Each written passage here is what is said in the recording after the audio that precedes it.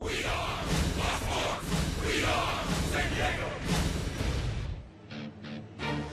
All-Star break is in the rear-view mirror, and we're back to baseball. Padres open up the second half at home against the Colorado Rockies right now on Fox Sports San Diego.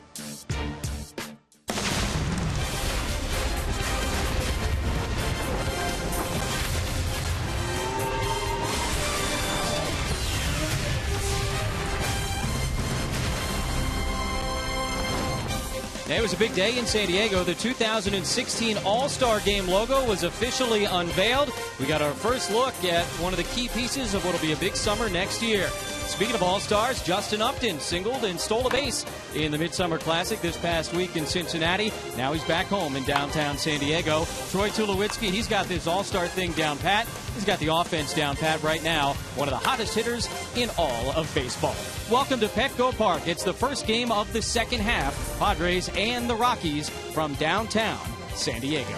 With Mark Sweeney, I'm Jesse Agler. Welcome inside the broadcast booth. And Sweens, that All-Star break, that can be a big deal for these guys. The physical rest, yeah, but the mental one, too. I think the mental rest is so important for these clubs to also take back and understand what you've gone through in the first half, but the second half, make that push, because sometimes mentally is very difficult. Chance for these managers to reset their pitching rotation now as well. And a guy pitching at home who likes pitching at home, and this year, a guy who likes pitching on the road, pitching on the road. Yeah, and you see James Shields, and he's your ace, so why not set up the rotation, because he has pitched well at home. Usually it doesn't matter where you're throwing, but you see James Shields' record at home, also knowing the importance of coming out of the break and setting a tone for James Shields. Yeah, so on the other side, Jorge De La Rosa doing a good job away from Coors Field this year, which is a little bit different than what we're used to from him. It is, Jesse, and typically you'll see him pitching much better at home, but on the road he has been very, very good, and you can see this is an important start for De La Rosa. It's always a rotation problem for the Colorado Rockies. All right, so that's kind of the pitching story. The offensive story for both of these teams as they try and move their way up the standings here in the second half is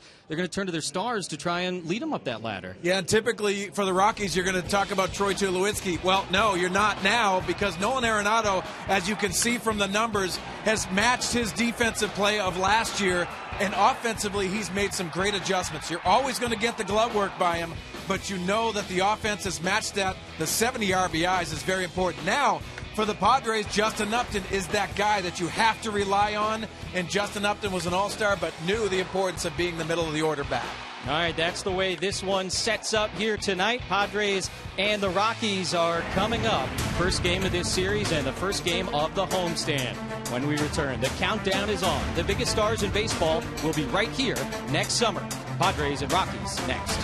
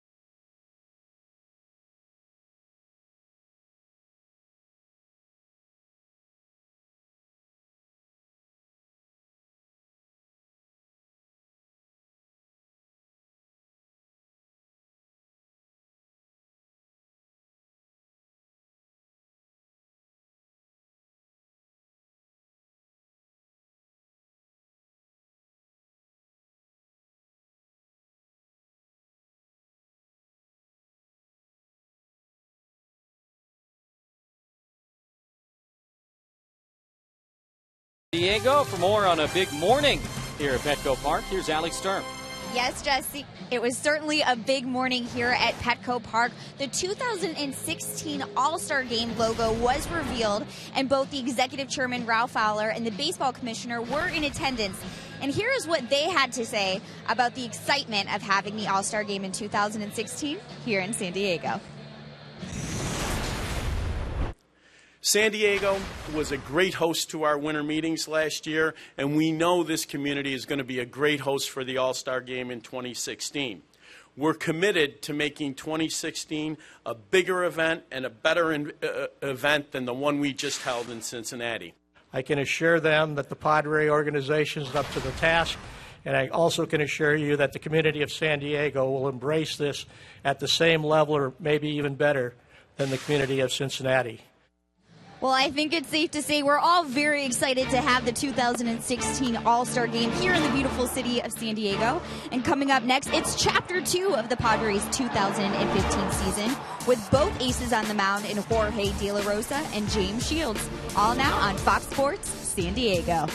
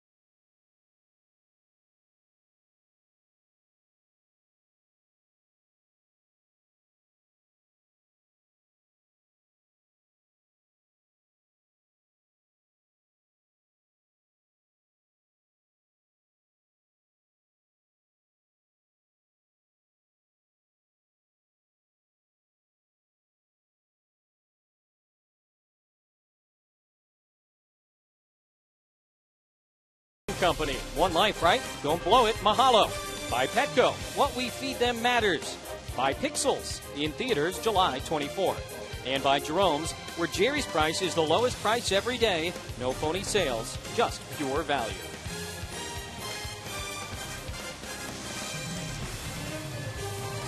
James Shields on the mound for the Padres as San Diego will face off against the Colorado Rockies. And this lineup, which is brought to you by Hyundai. 3 All-Stars in Walt Weiss's starting 9, Tulowitzki, Arenado, and LeMahieu. Nick Hundley's been doing most of the catching for the Rockies, but the former Padre not in the starting lineup tonight. Pitcher is going to be Jorge De La Rosa. Time now for the Padres scouting report, brought to you Montalvo.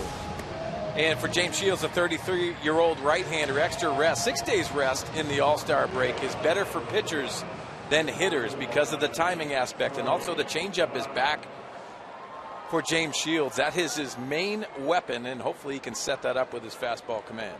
We call it the start of the second half of the season. Of course, the Padres have played more than 81 games, so it's not so much about the math as it is just about it's a thing you say. But the Padres finished the first half 8 games under, 41 and 49. 4th place in the National League West, a little bit in front of Walt Weiss's Colorado Rockies. 3rd season now. It's been a tough go for Walt Weiss. A lot of the same story for the Rockies here in 2015, and James Shields delivers Strike one of the leadoff man, Charlie Blackmon, were underway. Jesse, you talk about the Colorado Rockies, and you're always focusing on their offense. But for Walt Weiss, as you said, his third year, and just trying to find that pitching mix that's going to work at Coors Field and also on the road. Not an easy thing to do. And Blackmon, who's turned into one of the top leadoff men in the National League, comes up empty there. 0-2. 40 RBIs for the Colorado center fielder, lead all National League leadoff man. And that's a star in the making, Nolan Arenado. The 0-2 from Shields is inside. And yeah, for the Rockies, hey, they're going to hit better at home most of the time they do on the road. They're going to have trouble pitching at home. And it's a familiar story. You see a lot of offensive weapons in Walt Weiss's lineup. Change up in the dirt, 2 balls and 2 strikes to Blackmon. Yeah, I like that from James Shields. A fastball in that worked off of the plate on his glove side and then backing it up with the changeup.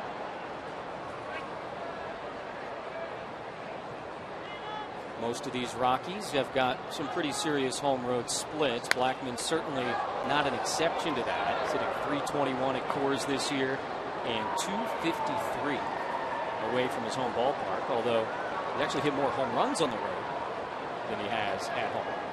Rob Drake behind the plate tonight. DJ Rayburn at first. Crew chief Joe West, the umpire at second, and Kerwin Danley, the third base umpire tonight. 2-2 from Shields, and he reaches out for the changeup and grounds it to first. Yonder Alonso's got the easy play, and there's one away. Padre defense is brought to you by your San Diego County Floor Dealers. Justin Upton starting in left field to play next to his brother, Melvin Upton Jr., who's in center. Matt Kemp in right field to complete the grass portion of the defense. Will Middlebrook's getting a second consecutive start at shortstop. See Yangervis Solarte shifting from third to the right side. You just saw Alonso at first. And, of course, Derek Norris behind the plate. Oh, what a break it was for Derek Norris. His body has been beaten up. It's going to happen. You're in that catcher's position. Carlos Gonzalez first pitch swinging, and he stings that one over Kemp's head to right field. It's going to kind of sit down on the warning track, and now Matt's got to chase it down. Gonzalez will be content with a one-out double, and the Rockies have a man in scoring position here in the top of the first. Well, Jesse, coming into that at bat, only hitting .259 for Carlos Gonzalez, but you see that high leg kick and handles that outside pitch, goes out and gets that pitch and laces into the right center gap. Matt Kemp did a nice job playing that off the wall. Gonzalez's double extends his hitting streak from 5 games to 6 as Troy Tulowitzki comes up in an RBI opportunity here early against James Shields. 20th start of the season for the Padre ace. Against the Rockies in his career, 3-1 with a .475 ERA. That includes a couple of starts this season as he misses to Tulo, 1-0. Tulowitzki named to the All-Star game after D. Gordon was injured on Saturday. Went 0 for 1, grounded out to end the 6th inning.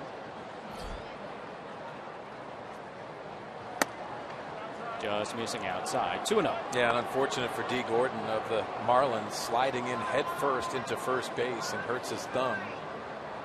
But to advantage of Troy Tulowitzki, which I believe you have to have your stars there, and good to see him out there at shortstop position for the NL. A little bit of a quick pitch there from Shields and a ground ball to the left side. Middlebrook's going to try and cut down the lead runner, and he does.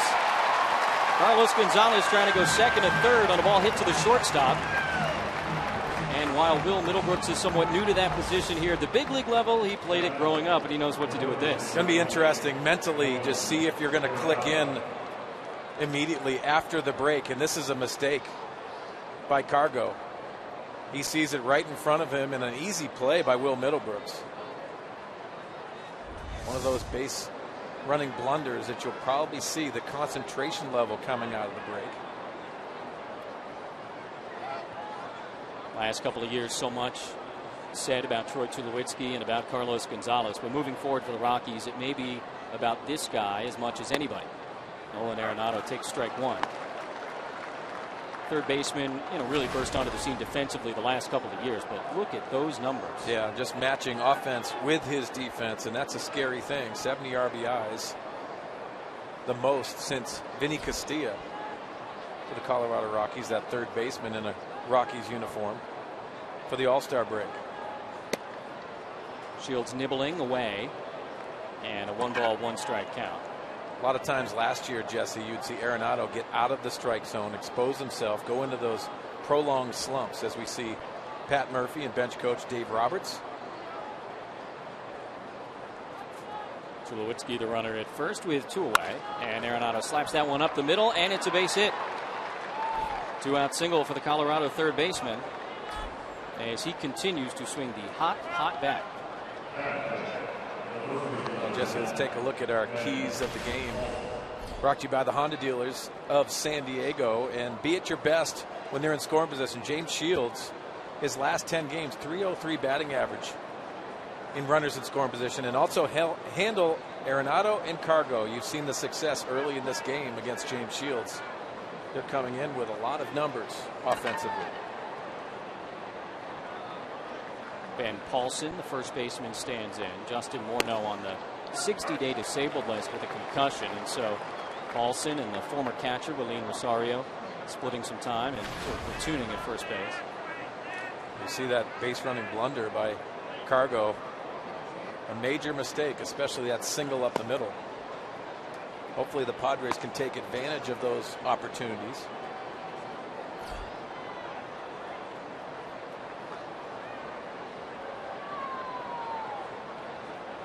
Been a busy first inning for the Rockies at the plate. Shields so far, though, has pitched out of any run scoring situations. He gets another ground ball here. Jerko with the short flip, and the side is retired. Rockies make a little noise, but do not cross the plate. Padres coming up.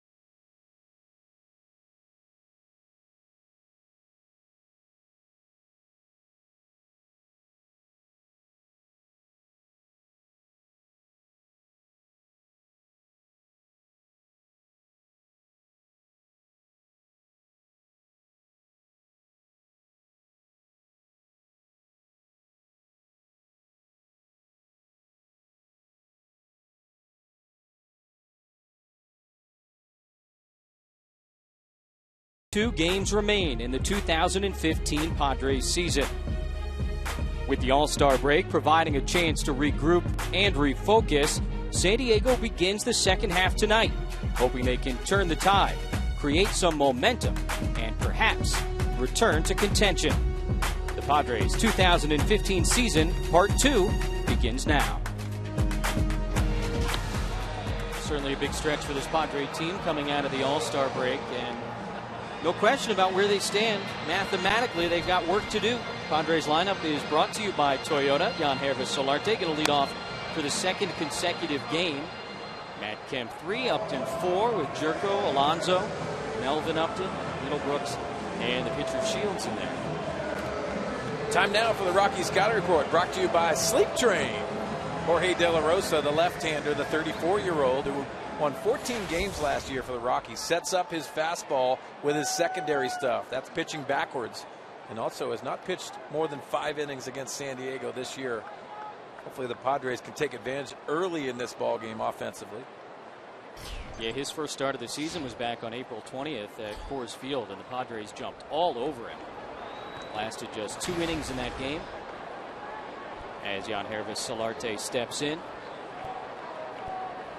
Mentioned leading off for the second consecutive day. He was there on Sunday in Arlington, Texas. 12th time this season. Solarte batting out of the leadoff spot. 9 different men used by the Padres in the first half of the season in the one-hole.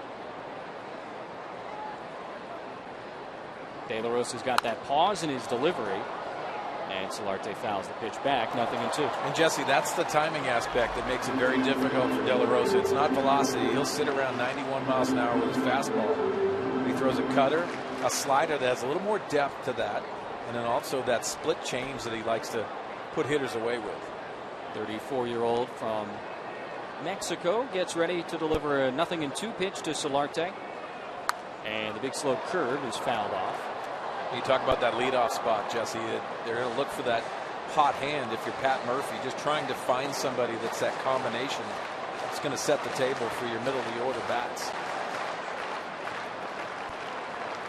No prototypical leadoff guy on this roster. Saw a lot of Will Myers there before his injury. 0-2 to Solarte is pop back to the screen. And that's that split change that sits on top, and at times when he gets on top of that ball, looks like a fastball out of the hands, it just drops.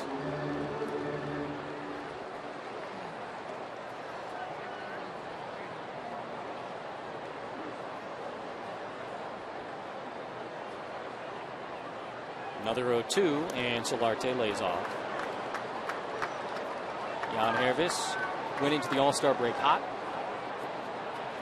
Came up with some big hits, over 300 with the average in the last couple of weeks.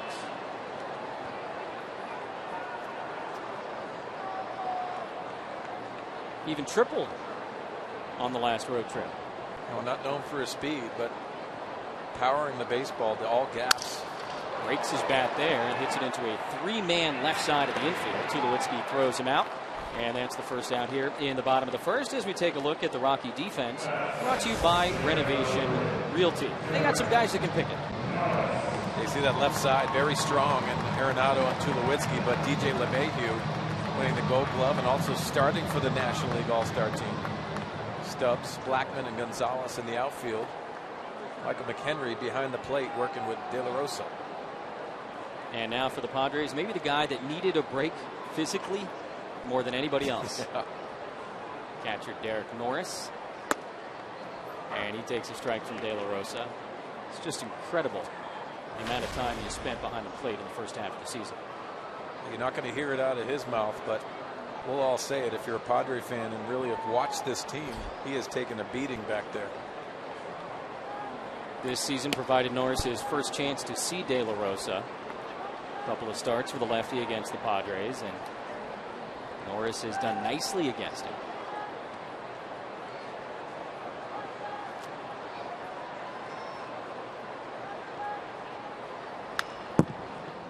Fouled back, and Norris in 5 at-bats against De La Rosa this year.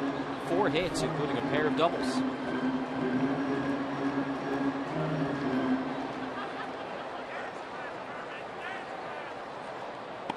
Mark Kotze on the left, Justin Upton, the all-star for the Padres, on the right.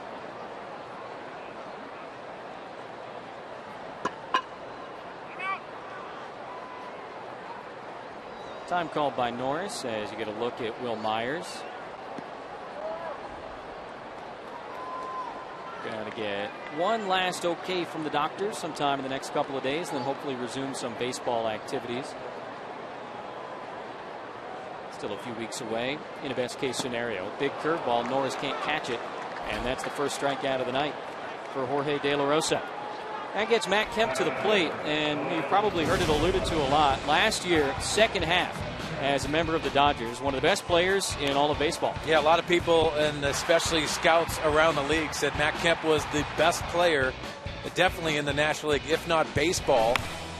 And you can see the power in the swing. Have you seen that consistently in a Padre uniform? No, but he has that ability. And I always say, Jesse, when you see him power the baseball to center field or even right center, good things are going to happen.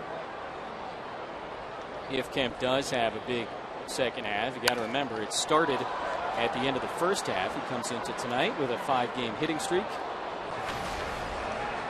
And if you're watching Matt Kemp and leading into the All-Star break, he looked very aggressive to me. Much more aggressive, especially early in the count. At the beginning, when he was struggling, he had a tendency to take that first strike, and then they exposed him out of the strike zone. One strike offering from De La Rosa. It's hit well out to left, and you can forget about it. What a start to the second half for Matt Kemp. Way out of here. Home run. And the Padres take a 1-0 lead in the first.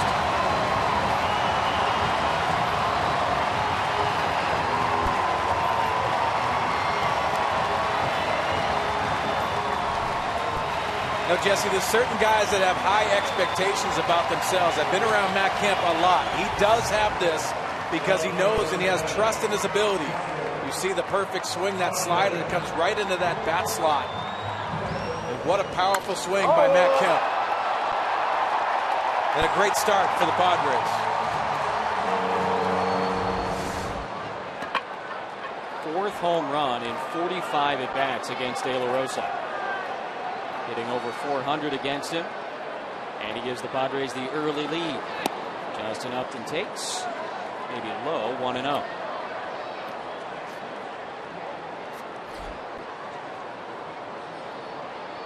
Well, you said he was going to have a big second half. Well, I mean, it's easy to go into the crystal ball, I guess, right? Upton lays off. 2 balls and no strikes. You know, Jesse, the things that you are amazed about when you talk about the elite players in the game, they know where they're going to be at the end of the year. That doesn't mean they don't go through those struggles mentally that Matt Kemp has, but there's expectations and they know where they're going to be because they have a resume that backs that up. 17 homers in the first half last season. He's got 1 already as Upton takes a big half. Justin, the Padres representative in the 86th All-Star game this week, 1 for 1 with a stolen base in the game. Line drive single to left field off of Wade Davis in the 8th. And that's not an easy matchup. Wade Davis of the Kansas City Royals, their 8th inning guy.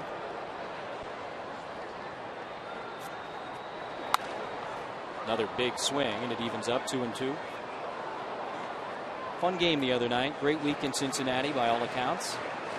And exciting that all of that will be taking place right here next July. Oh, and I can't wait. There's the logo that you see for the All-Star game next year, but this city is absolutely perfect to put on an event like that. And I know the people with the Padres are going to put in their time. Catcher's interference, I believe it is. Yeah, Justin Upton going to take first base, and that's one of those injury to insult for a catcher. McHenry gets the glove hit with the bat. That's interference. And he probably gets a bruise out of the deal, too.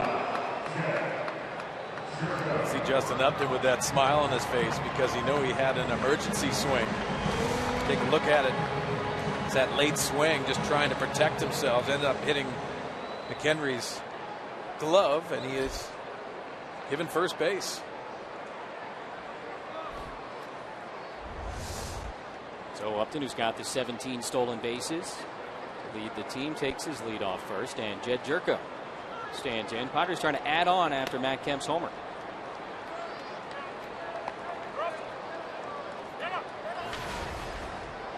.228 average for Jed since being recalled from AAA El Paso at the end of June. He has started 13 straight games, hitting about .280 in that time. Padres hoping that trip to AAA will get his bat going moving forward. A little quicker from De La Rosa this time. Jerko fouls it off. Yeah, and De La Rosa does a nice job with the running game. He'll change times. He'll modify that leg kick. But if you're Justin Upton, especially with the 2 outs, you want to try to get into scoring position. Most times you'll go on that first move for the left-hander.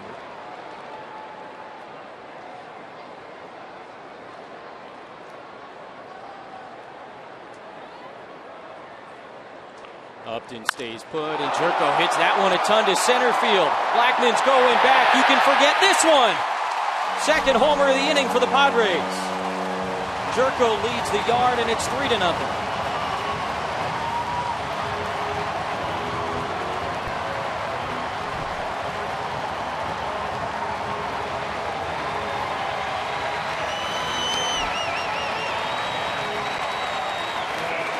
Well, this is a good feeling for the Padres, and they're going to have a lot of excitement in the dugout. But you take a look at the side swing by Jed Jerko, driving through with a shortened swing to the ball, which I think is very important for Jed Jerko. Head down, you can see head down on the baseball and driving the baseball to center field.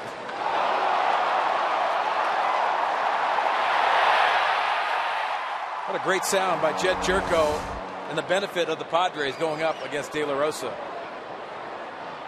He is now 13 for 19 against De La Rosa. Yonder Alonso thinking bunt with the shift on, takes strike one. I mean, you talk about just really seeing a guy well. Incredible success for Jed Jerko against Jorge De La Rosa. And for the second time this season, Padres jump on him early. Going back, and a nice running grab by Arenado, who was the only infielder on the left side in the shift. Jed Jerko doing his part here in the first game back from the All-Star break. One of two Padres to go deep in the first off the Colorado lefty. First, it was Matt Kemp, a laser to left.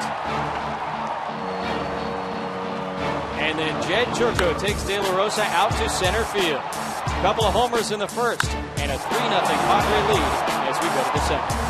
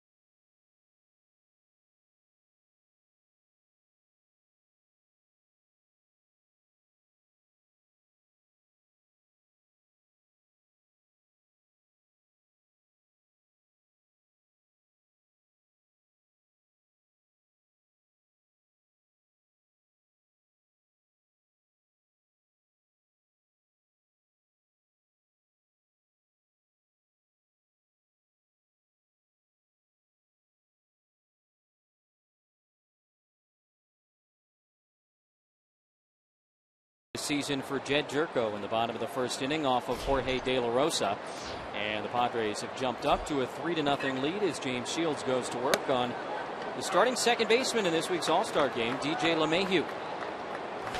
Originally put into the game as a reserve, he was moved into the starting spot at second base when leading vote-getter Dee Gordon was hurt last week. Gordon officially placed on the DL today, so you wouldn't expect to see him play second when the Marlins come to town next weekend here in San Diego. And LeMahieu pops that one up behind the plate. Derek Norris giving it a look, and he just runs out of room. Souvenir for the first row. That was a good first inning back. Yeah, and that's nice and motivating, especially the swings. Obviously, you love the home run swings, but for the Padres to get on top, especially with their ace coming off 6 days rest, giving them some run support, which is very important. Shields has been blessed with good run support, at times great run support this season. Nice to see that trend continue.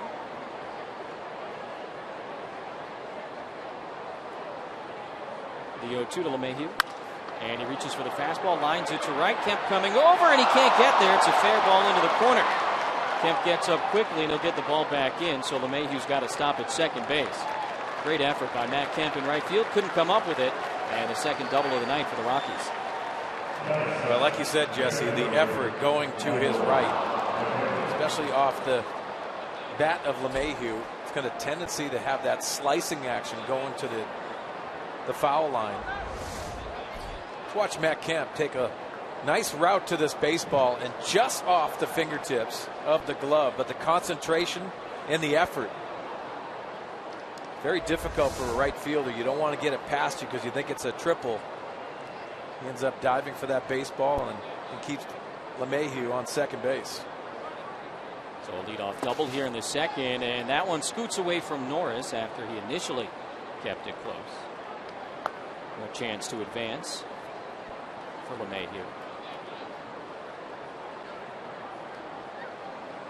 Catcher Michael McHenry now has a 1-ball and no strike count.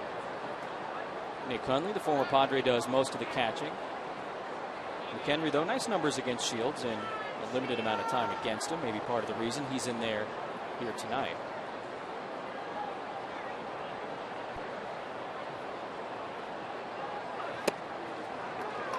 Shields has him chasing 1-1. And you were talking about it, Mark Sweeney. At the beginning of the season, it was nearly impossible to get a hit off this guy with runners in scoring position, and that's the form he's trying to return to. Well, Jesse, you're going to go through slumps. We always focus on offensive slumps, but for pitchers, with runners in scoring position for James Shields, he bears down. He understands what he has to attack, and he'll try to set up these hitters and expose their weaknesses.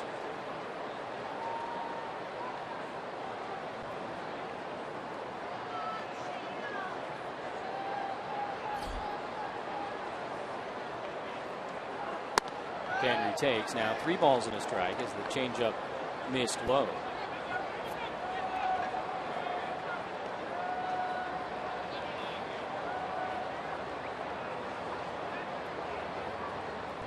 Rockies 16-9 when McHenry starts behind the plate this year.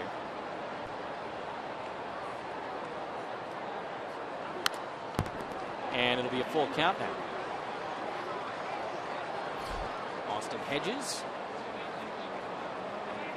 knows about that role as a number 2 catcher.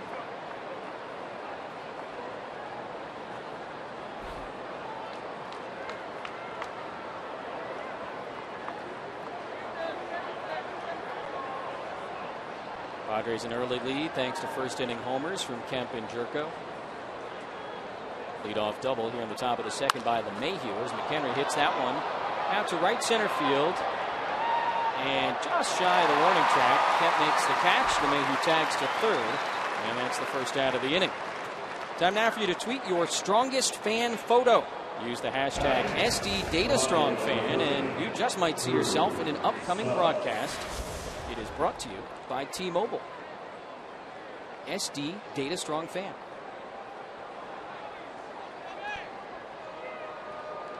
You big on the selfies, Mark Sweeney? No, I'm not a selfie guy. No? Obviously, my hair doesn't really look good in selfies, so. How about you? You like them? No, not really. Drew Stubbs with 1 out and runner on third. Curveball backs up on him, hits the inside corner, nothing in front. I like seeing selfies. I just don't like being in them. No, that's fair. It's understandable. See the numbers for Stubbs, and with Corey Dickerson on the disabled list, he and Brandon Barnes kind of platooning out in left field for Walt Weiss.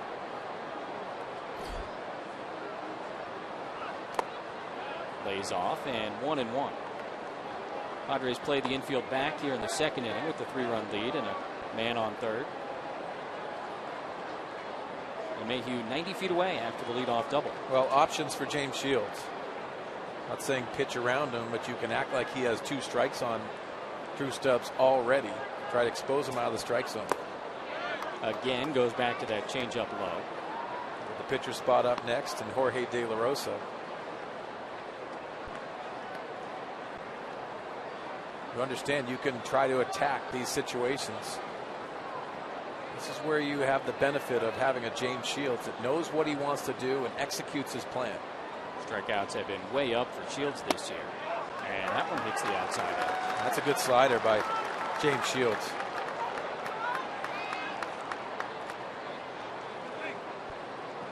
After 1/2 of this season, only Clayton Kershaw and Max Scherzer have more strikeouts in the National League than Shields does.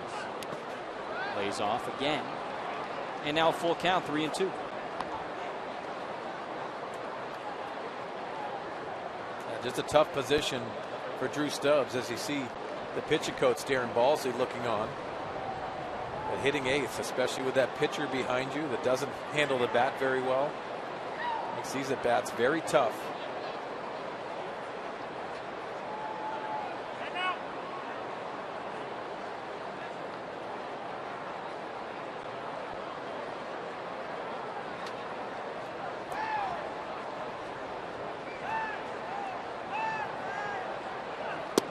Shields' 3-2 pitch misses inside. As the changeup can't find the strike zone, a one-out walk, and runners on the corners with the pitcher coming up. Closed captioning for tonight's game is brought to you by Wiener Schnitzel.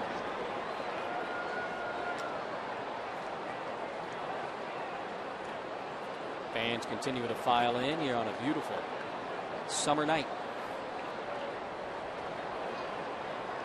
Jorge De La Rosa bats as he throws left-handed. You see the numbers this year.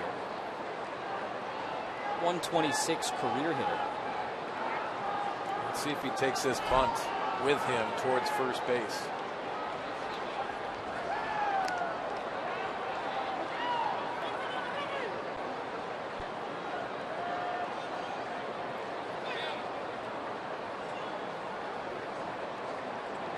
Third baseman Solarte playing in on the grass.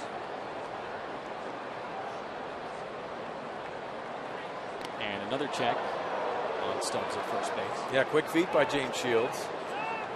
That's what he does to hold the running game down. And it's a very important situation.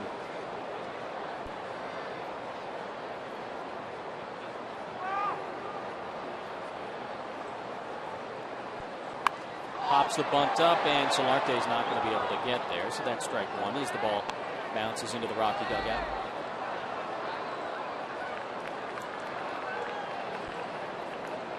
The challenge, Jesse, is at third base for DJ LeMahieu. He can come down with that bunt if it's bunted towards third base. Come down the line, but if you're looking for a good bunt, you can score in these situations if they bunt it correctly. For De La Rosa, just trying to advance Stubb to second base, so they have second and third with their leadoff hitter up.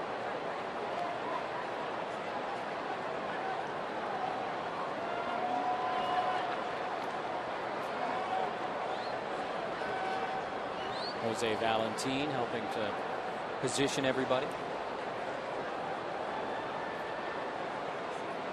See Solarte aggressively playing in on the grass. Everybody else backed up to where you'd expect. And another throw to first base, and they got him. Drew Stubbs picked off by James Shields.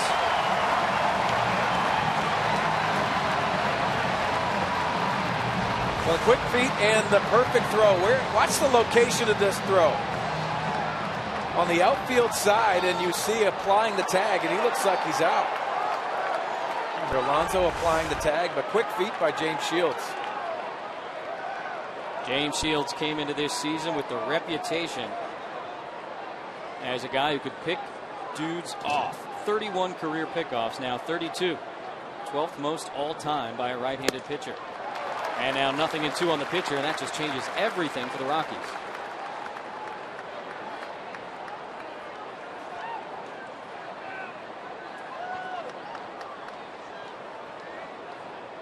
I mean, it was no secret that he was paying attention to Stubbs. Yeah, you saw the earlier pickoff moves, and they were close.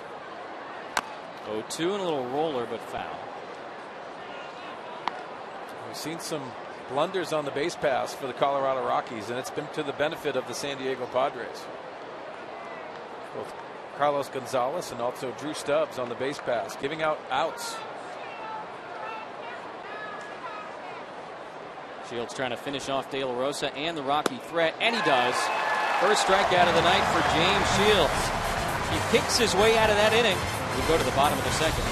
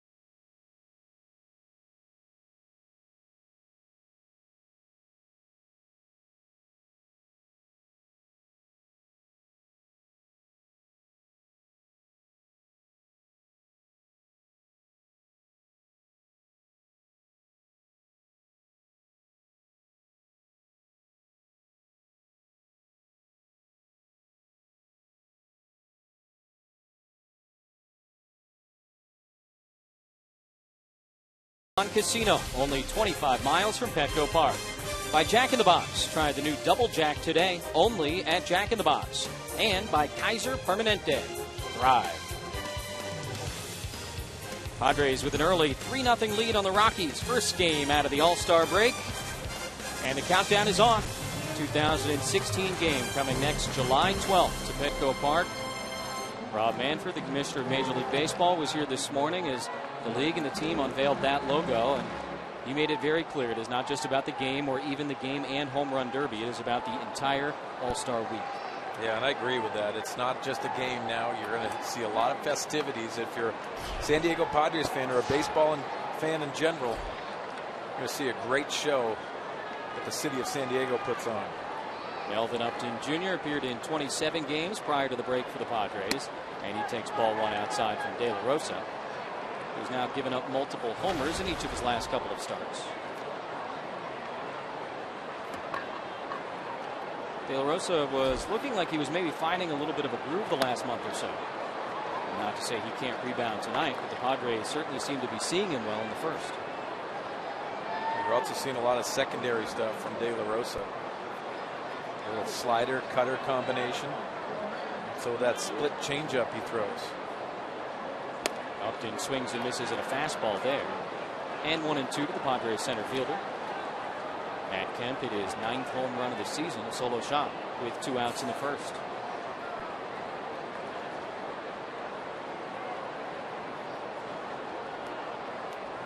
Melvin Upton Jr. waits, and a 1-2 from De La Rosa. Hit hard and foul. Well, that's the thing I'm going to be watching tonight for the San Diego Padres, and how aggressive they are with fastballs in the strike zone. Like moving forward, they have to try to take something away, and for De La Rosa, that slider into right-handed hitters is an easier adjustment if you're looking for the fastball. Comes up empty there. Changeup from De La Rosa. That's his second strikeout. And Melvin Upton retired for the first out.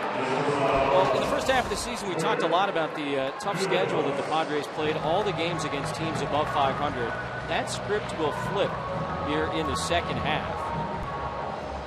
Remaining schedule for the Padres includes fewer games against above 500 teams than any other team's schedule in baseball. Yeah, I think, Jesse, if you're a player, you don't like to look at those situations. You just try to take it game by game and series by series. If you're the San Diego Padres, it's about the first game of this break, and you see them coming out offensively with their ace on the mound and trying to take care of business every single day.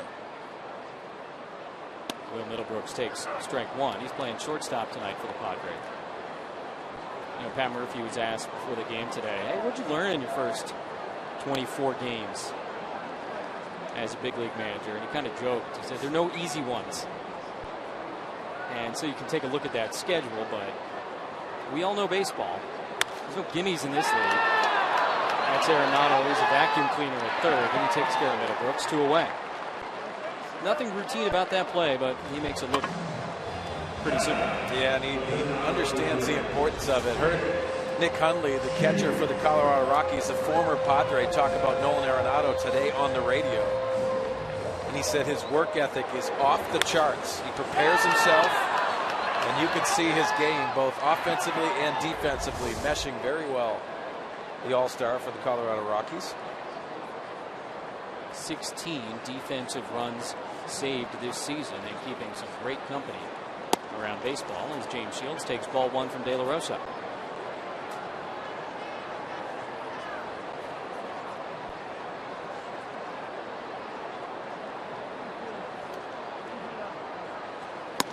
Shields swings for that fastball, 1-1.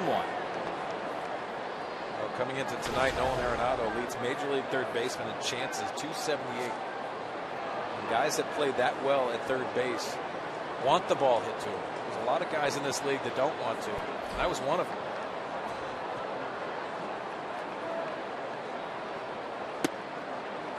That one drops in right on the lower outside edge of the plate to Shields, 1-2. See the 179 average for the Padre pitcher. He's held his own at the plate this year. He's got a double. Scored 6 runs. And he takes the big curveball just outside, 2-2.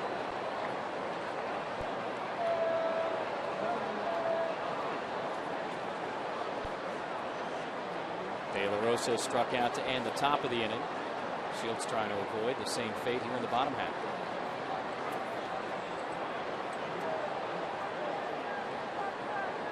Curveball, and he could not hold up. That is strike 3 and the third strikeout of the night for De La Rosa. We go to the third, 3-0 Pods.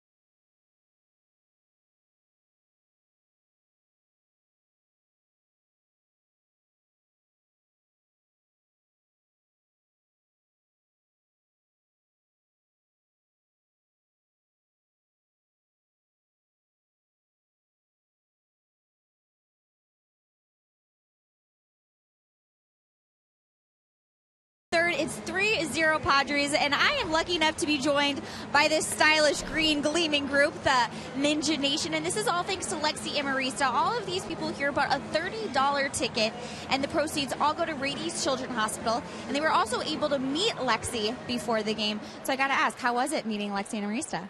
He was like the coolest dude ever. He was so nice and just like was really welcome to everybody. He was just super cool. I really liked him. Was he wearing a Ninja Nation t-shirt? I'm a little jealous you guys got one.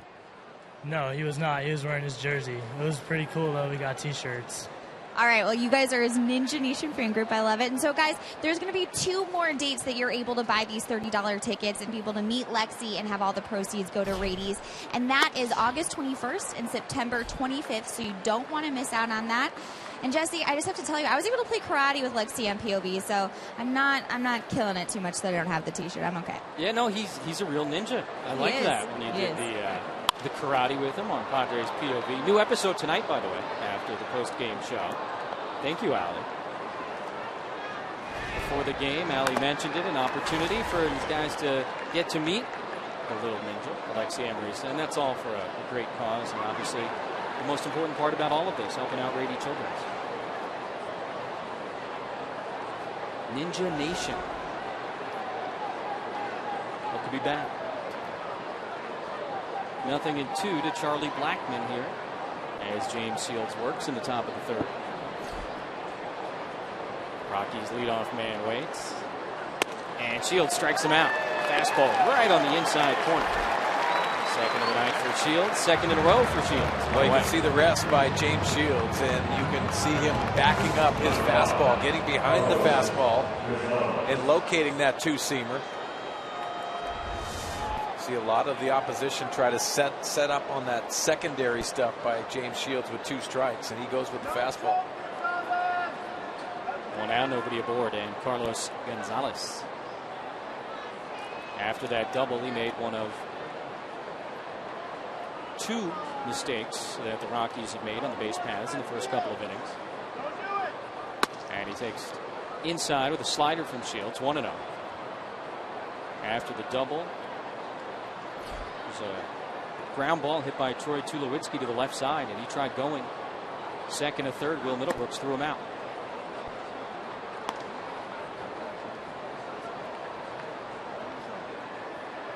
Rockies trying to climb out of the cellar in the National League West, and plays like that. Certainly not going to make things any easier for Walt Weiss's club. And another changeup that misses, 3-0. Yeah, I think James wanted to throw that changeup for a strike. He handled that first double of his on the outside part of the plate.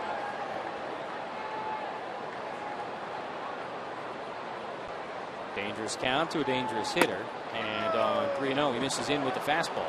4-pitch walk to Gonzalez, who's on for the second time tonight. And we mentioned some of the base running issues the Rockies have had tonight, Mark Sweeney. Well, you see these base running blunders, and for Cargo, that is not good, especially with Nolan Arenado up next. He sharply hits a single up the middle, and then James Shields using those quick feet against Drew Stubbs and nabbing him at first base, first and third with one out. Scoring chances for the Colorado Rockies going awry and driving a manager, Walt Weiss, crazy. Got men on in all 3 innings. And you see that pick off in super slow motion like that, the footwork, like you said, that's incredible from Shields. And the accurate throw, which was very important, especially with that right-handed first baseman. You want to let that ball travel. Yonder does a nice job applying the tag. So 1 out for Tulowitzki, and he takes a fastball though. So 5 straight out of the strike zone from James Shields.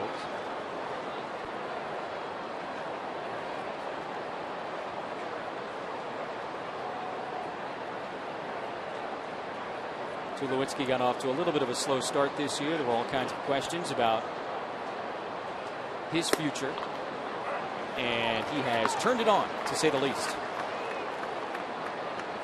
Had a 21-game hitting streak snapped last Saturday, but he still continues to reach base, it seems like, night after night.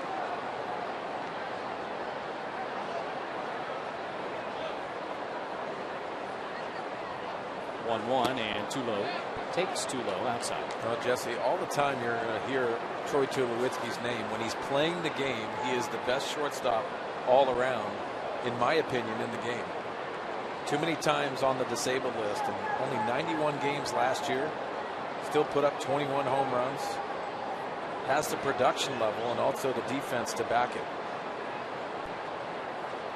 2-1 from Shields is outside. Yeah, last year that injury that cost him essentially the second half of the season took place in the second game back after the All-Star break. He went into the All-Star game with crazy numbers. It was he and Giancarlo Stanton, it seemed like, in every offensive category at the top of the National League leaderboards. And 2 games in after the All-Star break, he was lost for the season. 3-1. That's a fastball strike. Well, when you play in Colorado, you know your offensive numbers are going to be supplied. Obviously, having 81 home games at Coors Field will help. But this is a talented young man.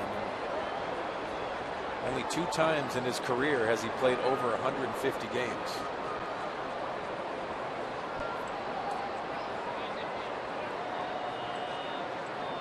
On 3-2, Gonzalez does not run, and Tulowitzki hits that a ton with a foul down the left field line.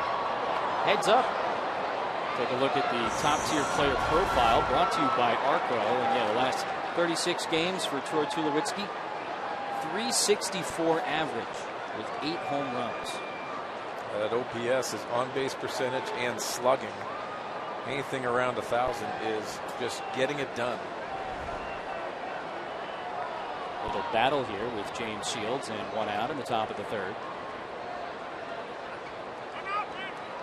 Tulowitzki named to an All-Star team this year for the 5th time in his career. 2010, 11, 13, 14, and now 15.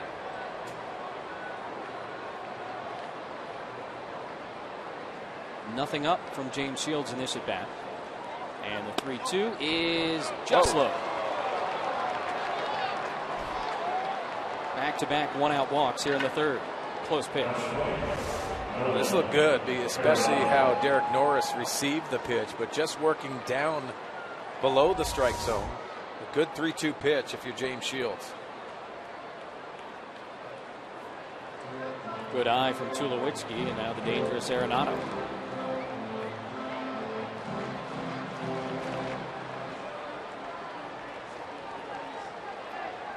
You saw the RBI numbers there for Arenado as Tulowitzki extends his streak of getting on base. 70 runs batted in for Arenado.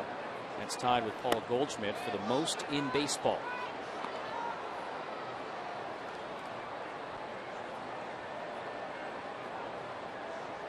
A couple of National League West guys in there. Stanton, of course, injured with Miami. Oh, what a year, but Paul Goldschmidt for the Arizona Diamondbacks. There's a lot of talent in this NL West.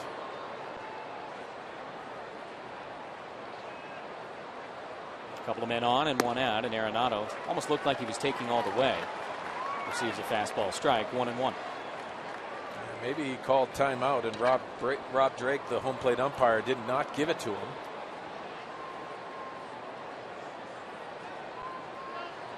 And our Fox tracks by Honda have that second pitch off the plate.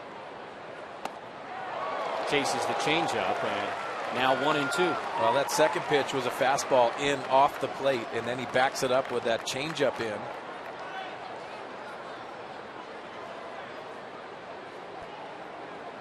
Arenado, recruited and signed by Pat Murphy at Arizona State out of high school. Chose to sign his professional contracts, but those two go way back. Swings and misses at another changeup, and a big strikeout for James Shields. Well, we heard James Shields how he is going to attack and have a plan, and you see pitch by pitch. The fastball down for the first pitch, then he gets a break with the fastball in. Called a strike, and he backs it up with this changeup. I thought this was the pitch of the at-bat. And once you expose him out of the strike zone, he'll do it again. For Arenado, those 70 RBIs and not extending that at-bat. Paulson first pitch swinging, and he fouls it outside of first, 0-1. It's so impressive to watch James Shields, how he attacks the strike zone, both in and out of the strike zone.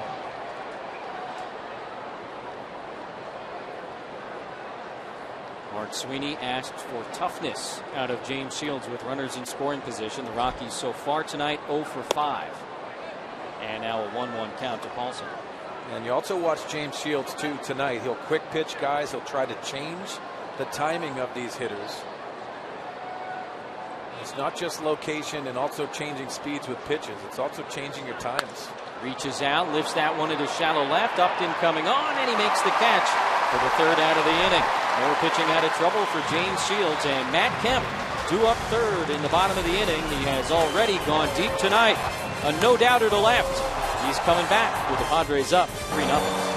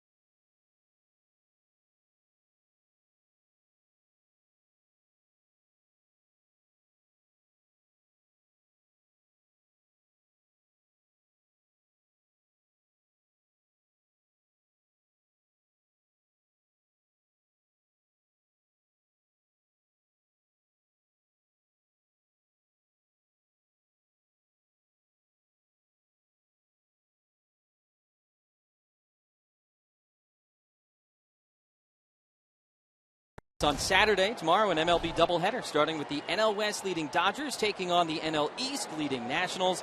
And at 4 o'clock, Indians and Reds in a game you can only see on Fox Sports 1. Coverage begins at 1 p.m. Pacific only on Fox Sports 1 and streaming live on Fox Sports Go. Top of the order for the Padres against Jorge De La Rosa. And And Yangervis Solarte fouls that one back. 0-1 for the San Diego third baseman. Grounded to Tulowitzki to lead off the game.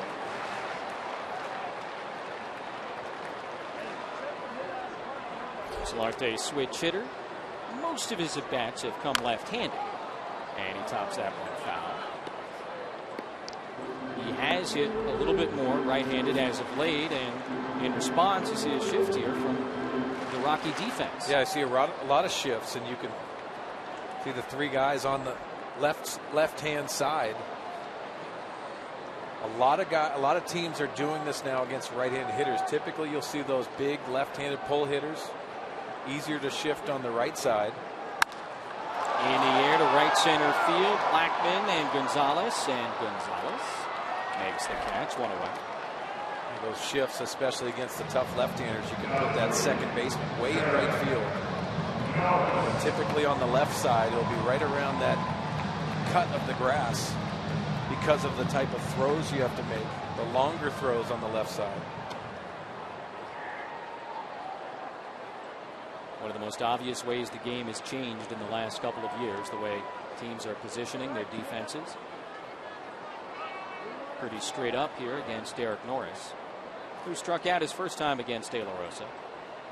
And he takes the first pitch low, 1-0. Yeah, and that's the ultimate compliment. If they're not shifting on you, that means you hit the ball where it's pitched. And I think that has to happen more times moving forward. If you're going to develop some of these younger hitters, you're going to have to hit the ball where it's pitched.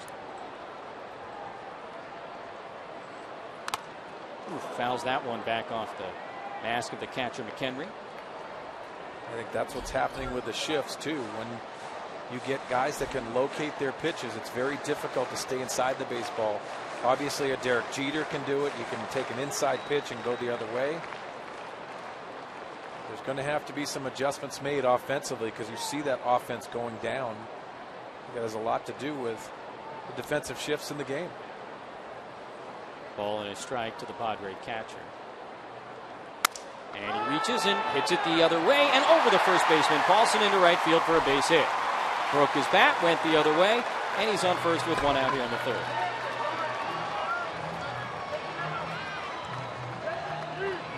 Yeah, another one of those emergency hacks, and that's what will happen with that secondary stuff. But Derek Norris has that head right down on the barrel of the bat.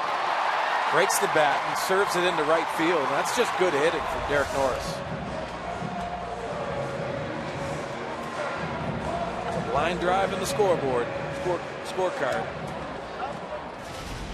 First time up for Matt Kemp. This was not a line drive. This is a home run and a towering shot to left field. Up over the new ribbon board in left. Gave the Padres a 1-0 lead. Part of a 3-run first inning. And Kemp takes inside from De La Rosa, 1-0.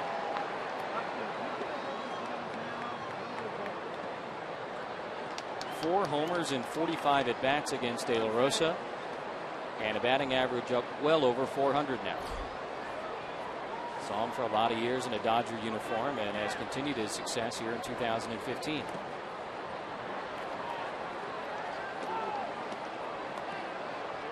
He likes it there. Oh, yeah, it's in that hot zone. I think for Matt Kemp in the first half, a lot of those hot zones were fouled off more than they were put in play or powered like he did in his first at-bat.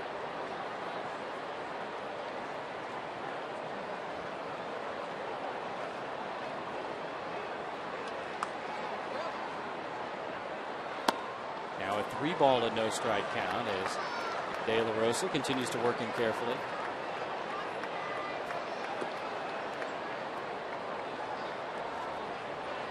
First time tonight, Padre batters had 3 balls.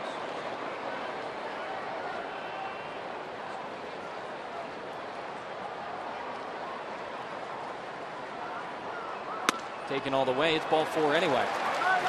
And De La Rosa in a little bit of a pickle here. First and second, 1 out, and Justin Upton come to the plate.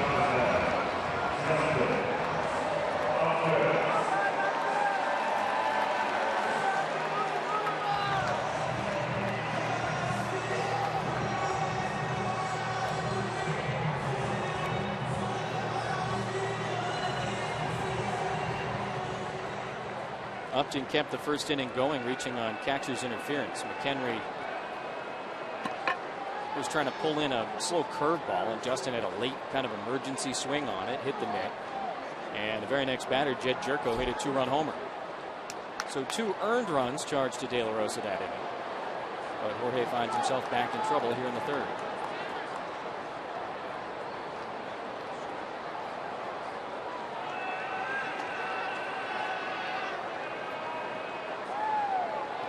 And he kind of looks over to Matt Kemp, despite the fact that the first baseman Paulson was playing behind him.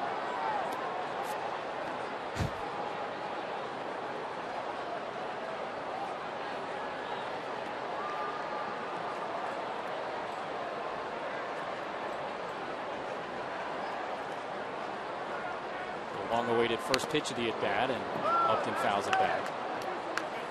It looked like Justin Upton was sitting on that slider down and in.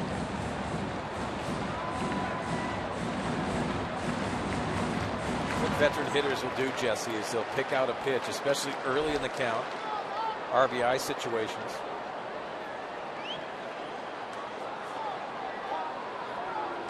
And De La Rosa taking a lot of time, and to the frustration of Justin Upton.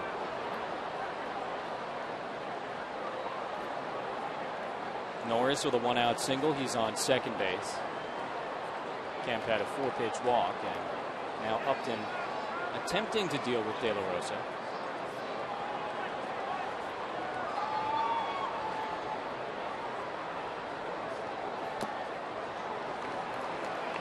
Justin's hit in the All-Star game the other night, the first hit by a Padre in the All-Star game since 2008.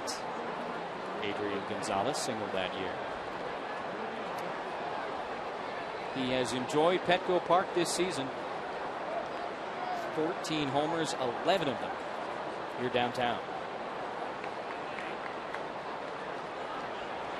Runner goes from second to third, and Norris steals third. Second stolen base of the year for Derek Norris. Yeah, and that's just the intelligence of Derek Norris and going on his own, picking out a pitch and going with that high leg kick and surprising a lot of the Colorado Rockies.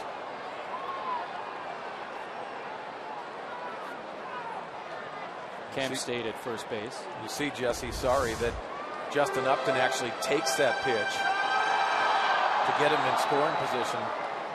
Doesn't need a hit to score him here. So Kemp at first, Norris at third, and a 1-2 count to Upton. De La Rosa again comes inside. 2-2.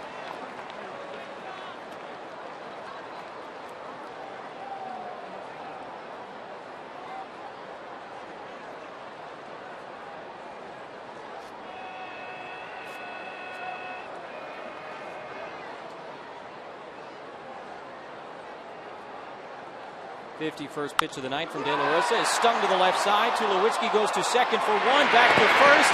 Wow. That's a great double play turned by the Colorado infield. As Justin Upton hit one to the left side, and Troy Tulowitzki made some magic. A defensive gem for the Rockies. Still 3-0 after 3.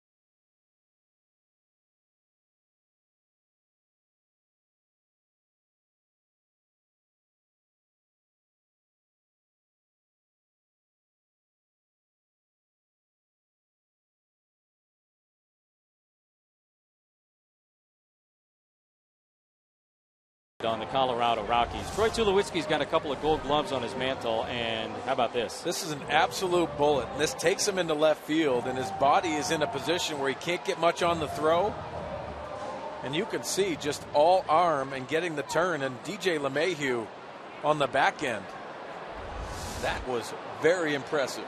LeMahieu a gold glover last year, Tulowitzki in 2010 and 2011. And LeMahieu will lead it off here as we welcome in Clay Hensley. He's with us down by the Padre dugout. And Clay, I imagine, as a pitcher, you love seeing stuff like that take place behind you. Yeah, you got to love that kind of defense right there. I mean, like Sweeney touched on right there. I mean, the ball took him out almost in the left field, and he makes that off-bounds throw. All-star shortstop, and then you have the turn by DJ LeMahieu. Solid play right there. LeMahieu tried to check his swing, but ended up making contact with the ball. 1-1.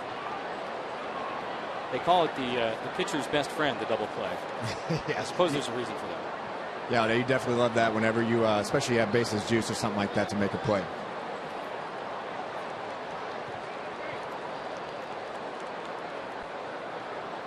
LeMahieu doubled his first time up, and he hits that one back behind Shields up the middle for a base hit. He's 2 for 2. So far tonight, James Shields has had a little bit of trouble. Clay Hensley has pitched himself out of it each and every time, and that's obviously a skill, I guess, for these guys. Yeah, you know, you got to love it whenever he got stuck in there with the inning and he had Stubbs on first. And he goes over there and he picks off. The guy's arguably one of the fastest base runners in the big leagues right now. And then to come back and punch out De La Rosa to finish the inning, it's pretty solid right there on James Shields' part. Will again work with a man on base here in the 4th inning. McHenry, the catcher, with a runner on first. Colorado has had multiple base runners in each of the first 3 innings. Clay, what are the challenges coming out of an all-star break for a pitcher? Obviously, you're not going to throw the ball too many times on the all-star break, but some of the challenges coming out of it. Well, you know, one of the things is like there's going to be a little bit of rust there. Obviously, you know, Shields knows he's going to pitch tonight, and I've been in certain situations where you have to pitch right after the all-star break, and you have to continue throwing. You can't go out there and just take 2 days off. That one is a hot shot to third. Solarte goes to second for 1. Back to first. There's a double play. Solarte flashing some leather at the hot corner. And Shields again gets a big pitch at a big spot. Well, why the hot corner? Because he gets smashed just like that. Solarte with a glove work and the turn by Jed Jerko. You know, James Shields loves that effort from the third baseman.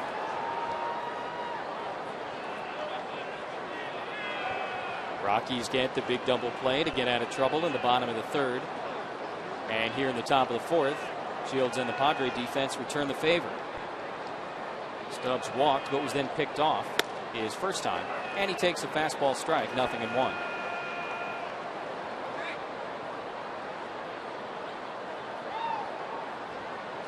Stubbs has been up and down a couple of times this year. Probably swinging about as hot a bat right now as he has all season. That's a big swing and a miss. 3 homers in his last 4 games. Had a 4 RBI day over the weekend. Last weekend against Atlanta. Rockies swept the Braves. They've won 4 straight.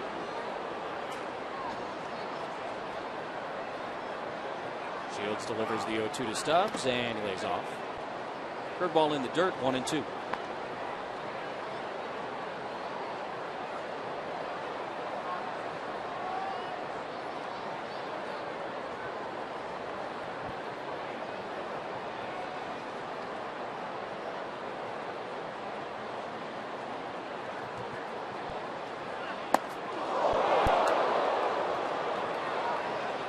Changeup that got away from James Shields.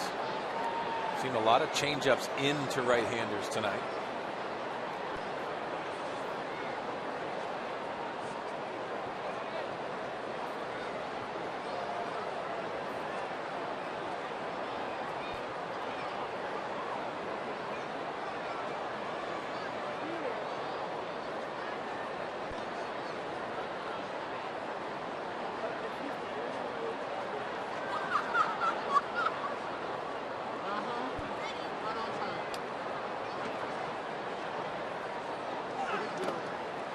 Lays off another curve, and now 3-2.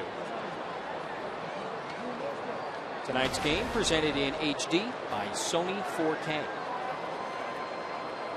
Stubbs began the year in just a miserable way. He was 0 for his first 21 on the season.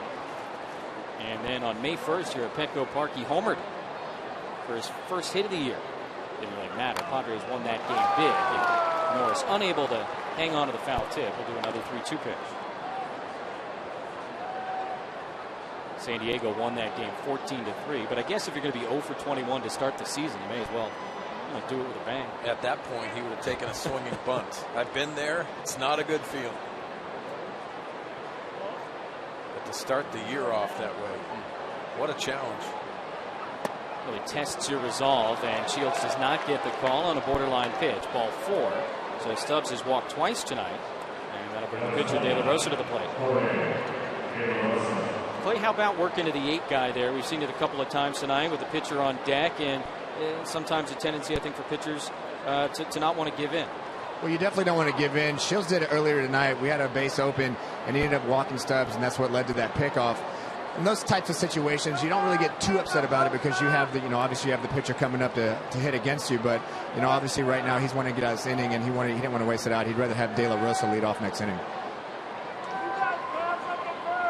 Last time up, De La Rosa was originally intending to bunt with runners on the corners and 1 out, but Stubbs got picked off and took the bunt away. He struck out, and the inning was over. Shields has been dodging in and out of trouble successfully so far tonight, trying to continue that here in the 4th. And now 2-0 to the opposing pitcher. Yeah, that's the 70th delivery tonight. 31 balls, 39 strikes on the night for James Shields.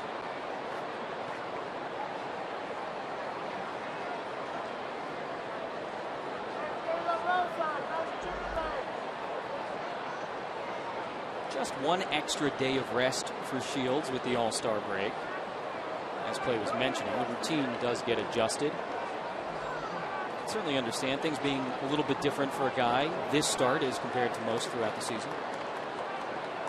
Well, it does take you out of your rhythm a little bit, but not too much. I mean, obviously Shields knows the start's coming tonight, but it is not the same as staying in there in a 5-day rotation. And that fastball a little bit low. Wow. And he's asking the home plate umpire Rob Drake where it is. He was right in our Fox Tracks by Southland Technology. That 3rd pitch is down out of the strike zone. And that's a strike.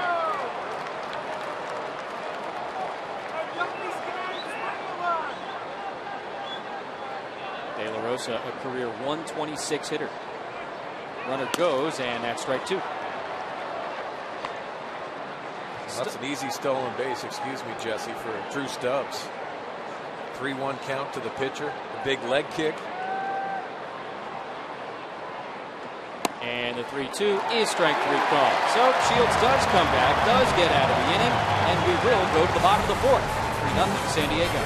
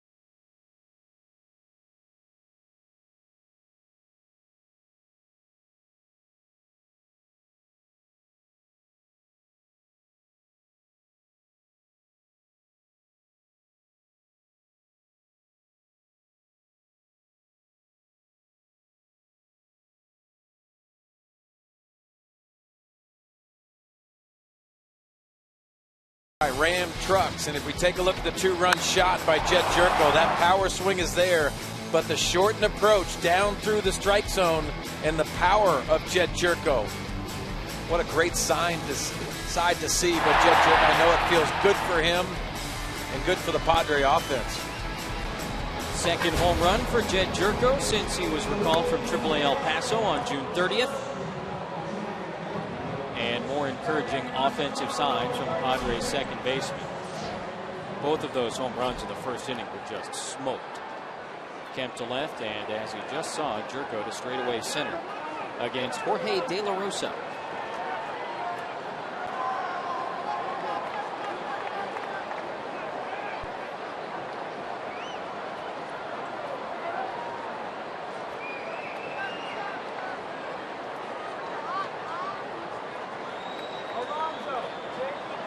Jed stands in, and the 34-year-old left-hander ready to deliver the first pitch of the inning.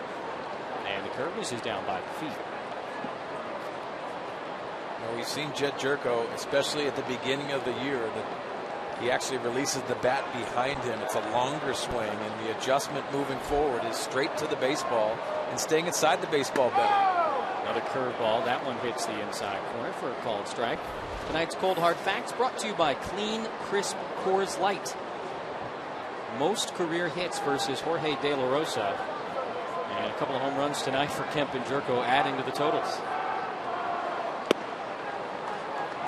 Well, Jesse, a lot of the success that you get, and when you get those career numbers against a certain guy, it has a lot to do with picking up that release point early.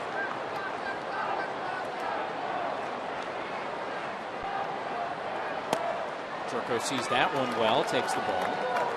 13 hits now for Jed against De La Rosa, coming in 19 at bats. That's a .684 average.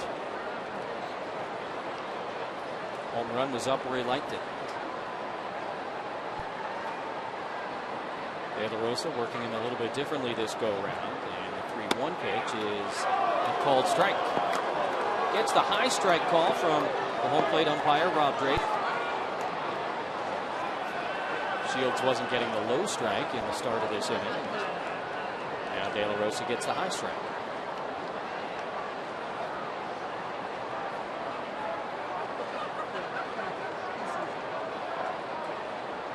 Payoff pitch to Jerko, and he takes it outside. Ball 4. So Jed's success against De La Rosa continues. Leadoff walk here in the 4th.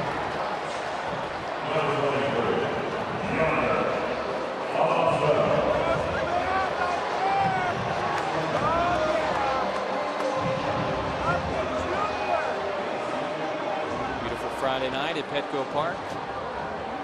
Start of the second half of the 2015 Major League season. Padres won their last 2 games before the break. Sunday in Arlington, a 2-1 win over the Rangers. As they try and carry that momentum, if you will, beyond last weekend. Padres have played well against the Rockies so far this year. And here at Petco, the Rockies have lost 4 straight and 8 out of their last 9. So far, so good here tonight as Yonder Alonso steps in the bottom of the 4th. First pitch swinging, and that is just foul up the first base line.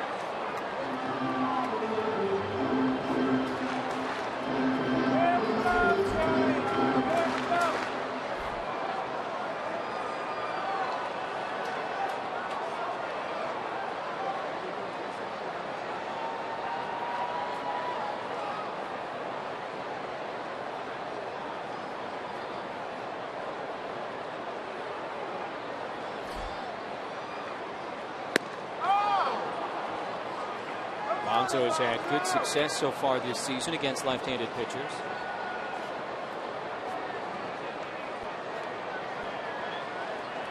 Better batting average against southpaws than righties. .308 against left.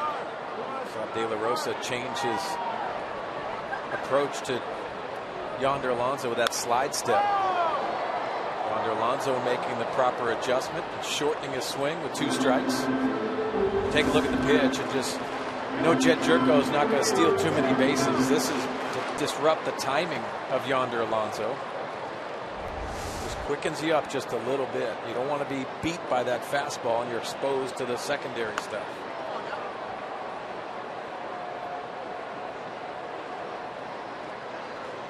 Battling here, and he hits that one the other way for a base hit. More success against left-handed pitching for Alonso. And a single to left on an 0-2 pitch.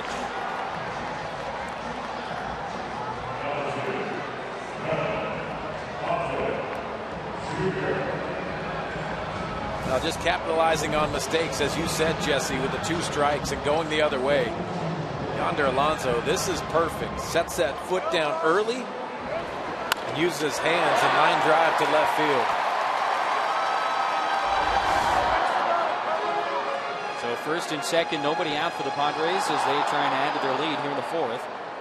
Melvin Upton Jr. struck out his first time. See the numbers with runners in scoring position. And he swings at the first pitch and fouls it back. Play down near the dugout. Did you tend to do that slide step even if you didn't have a stolen base threat on the bases? No, absolutely, because you hit the nail on the head. It does disrupt the timing. Situation like this, obviously, you know he's not going to steal the bag, but Alonso was kind of getting on his fastball there a little bit, and he's probably just wanted to disrupt a little bit. I think the mistake he made there is I think he did it 3 times and went with the fastball, and Alonso made the adjustment.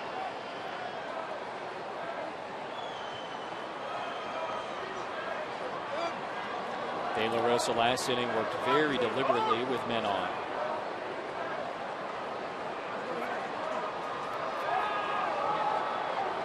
You see Yonder Alonso coming into this game 286. Much improved approach and that consistency of Yonder Alonso. I think he's done a much better job identifying himself as a hitter, a line drive hitter, gap to gap guy. And that consistency you're seeing from Yonder. Runners lead and the pitch misses to Upton, 1-1. Jesse, years past, you've seen Yonder Alonso overswing just a little bit, try to generate that power. Because when you're first baseman, you're asked to hit for power. I know a good one in Mark Grace and Wally Joyner that didn't try to hit for power. They tried to shoot the gaps and drive runs in, be that run producer.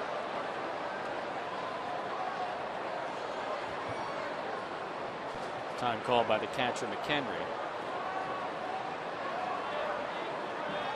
Melvin Upton just stays in the box and waits for De La Rosa.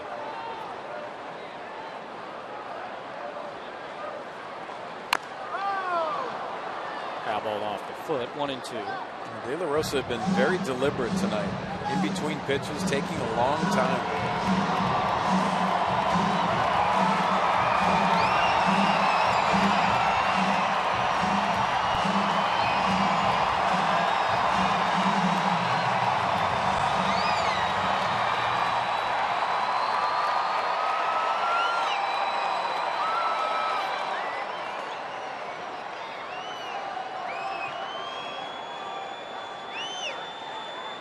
Padres got 3 runs in the first inning off of De La Rosa. Homer from Kemp, a 2-run shot from Jerko. They threatened again last inning, but Troy Tulowitzki made one of the defensive plays of the year for a double play to end the inning. This could be another double play. Too low to LeMahieu. Double play. Jerko at third base, 2 gone. And that gets Will Middlebrooks to the plate. Close play at first.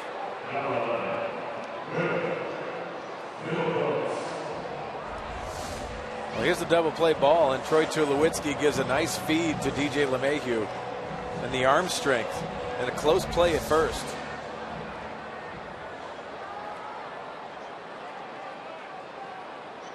Doesn't look like the Padres are going to challenge the play. So Will Middlebrooks, 2 outs, runner on third.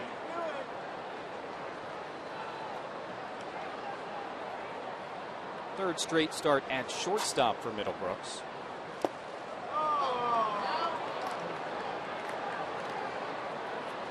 I think this is the challenge for Will Middlebrooks. Again, coming over from the Boston Red Sox, not hitting 8th, which is, again, another challenge for the National League. If you're going to hit 8th with that pitcher behind you, you're going to see a lot of 2-strike pitches.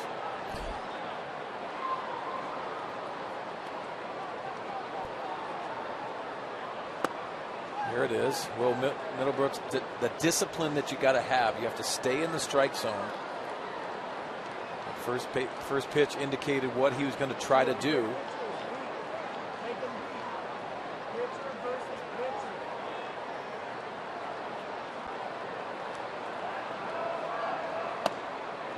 Lays off there, and Clay Hensley.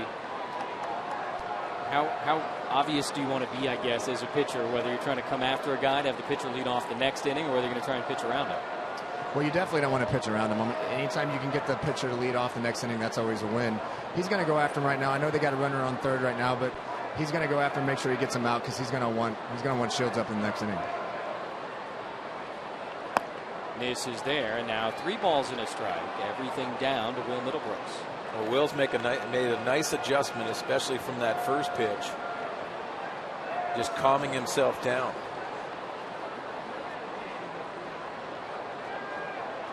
Sometimes whenever you have that pitcher coming up and you know you have a chance to have him lead off the next inning, you kind of press a little bit. You end up getting behind. Hurts you.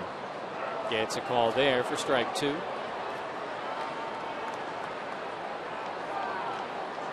Middlebrooks has supplied some power for the Padres this year. 3rd on the team with 9 home runs.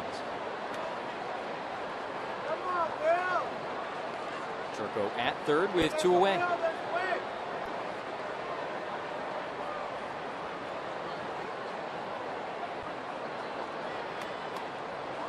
And ball 4.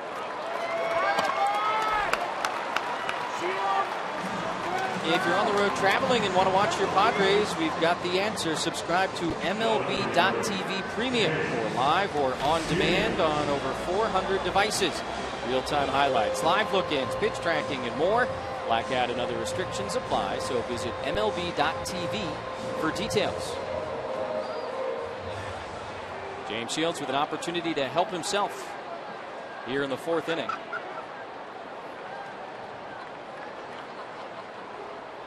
Done a nice job at the plate this year. Started a couple of 2-out rallies. Now trying to drive in a 2-out run. And he takes ball 1. Yeah, good athlete in the batter's box. Takes a lot of pride, like you said, Jesse. Guys will take batting practice. Sometimes the starters won't take batting practice on the day they pitch.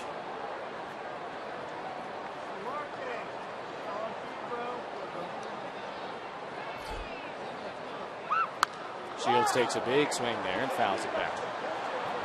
Yeah, it looks like he uses a big bat, too, the heavy bat. Just in case you run into one. Well, Swings, I think when we played together, you know I never skipped a batting practice. I know you didn't, because you took a lot of pride in it. Well, it was a lot of fun hitting. Remember, we were always hitters before we were pitchers, right? Exactly right. Shields tips the 1-1 at the plate. A little bit out in front of the changeup. So a ball and 2 strikes from Jorge De La Rosa to James Shields. You know, it reminds me of a time when me and Balsley were having a talk and a discussion about the hitting, and I think I had a bad game in Chicago, as a matter of fact. And he said, look, you're here to play the game. You're not here just to pitch. It's actually a pretty good lesson for me. It was a good lesson. One you can tell these Padre pitchers take to heart. Each and every one of them. 1-2 to Shields, and he got him with a curveball. Shields strikes out to end the inning, and we'll head to the 5th at Petco. 3-0 San Diego.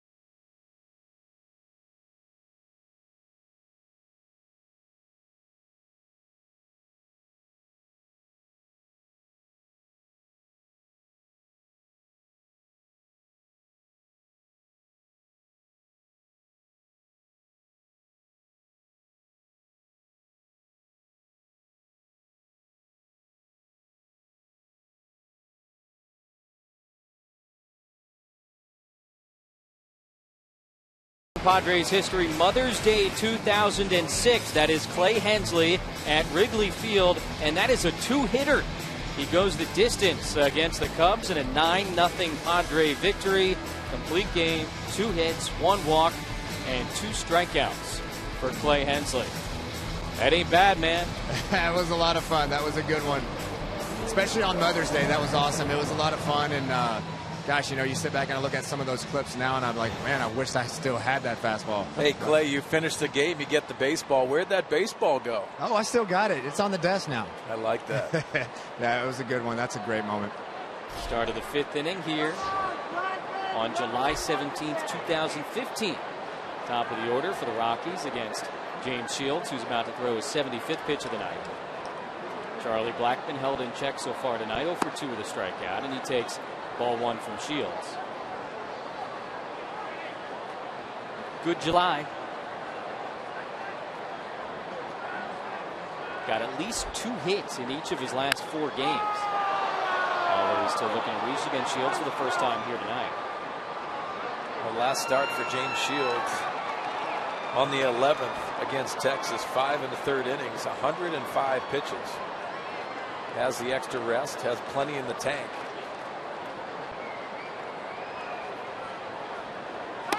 Blackmon, big swing and a miss on that changeup, 1 and 2. Yeah, that's the best changeup of the night by James Shields. Got on top of that and had late break in the hitting zone.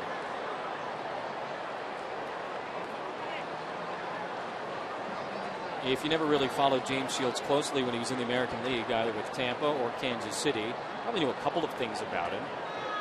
Changeup and complete games.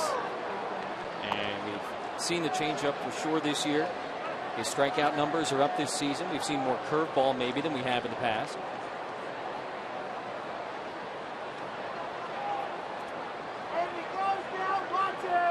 Two to Blackmon, and that's hit well out to right. Kempy's going back. He is looking up, and it's gone. Charlie Blackmon's 12th homer of the season. A leadoff shot here in the 5th, and it's now a 3-1 game as the Rockies get their first run of the night.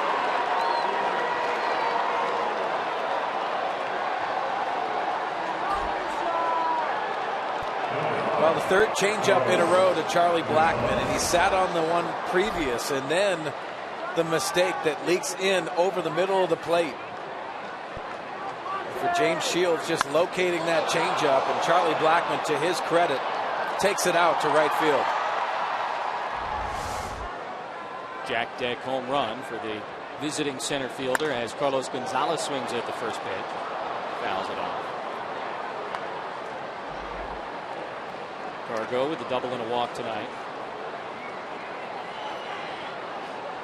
Blackmon producing in a big way at the top of the order for the Rockies. Scoring runs not generally been their problem. And when I say generally, I guess I'm going back to 1993. Well, you think about the changes that Charlie Blackmon has made. Last year being an all-star, really tailed off in the second half. But this year struggled at the beginning of the year, and now he's putting it all together. Another loud foul ball off the bat of Gonzalez, 1 and 2. Clay, you got a bird's eye view of James Shields. What do you think tonight? I think he's doing a pretty good job tonight. The only thing is, we talked about the All-Star break. Might have a little rust on there. He's getting his pitch count high, obviously. But I think San Diego's going to look for him to try to get in the 6th inning so we can get to the bullpen and close it out. Ahead of Gonzalez, 1 and 2, and he strikes him out. Fastball ran up and away, and that's the 5th of the night. And 1 gone in the 5th. I think his pitch count got up a little early. First couple innings, getting in some deep counts. He's settled down. He's gotten out of some jams. But we need a little more efficiency out of him. Hopefully he can get a little bit deeper in this game. How much as a pitcher do you think about pitch count at the beginning of a start, maybe in that first inning or two, where you just sort of have to go out there with the mentality of, I need to get outs however long it takes? Well, there's a couple variables when it happens. I mean, sometimes you can go out there and you're throwing the ball really well and guys are fouling a lot of pitches off it, but you're making good pitches. Tulowitzki into left field for his first hit of the night. And then you're going to have the nights that you do go out there and you're kind of all over the plate trying to find the zone, battling a little bit. But that's the thing with James Shields. He's a big game guy, and he's going to go out there and battle, even if he doesn't have his best stuff. But you can tell there might be a little bit of all-star break rust on him. Now he gets to deal with Nolan Arenado. Struck him out his last time.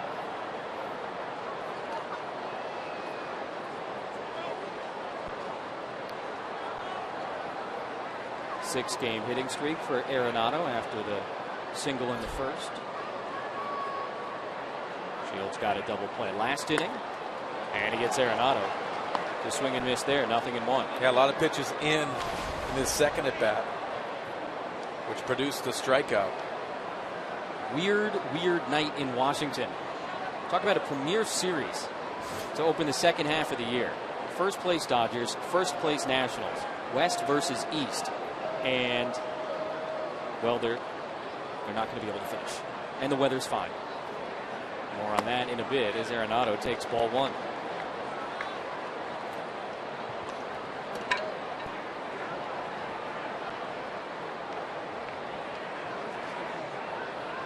Arenado became the youngest Rocky to appear in an All-Star game or to be selected to an All-Star team this week. 24 years old.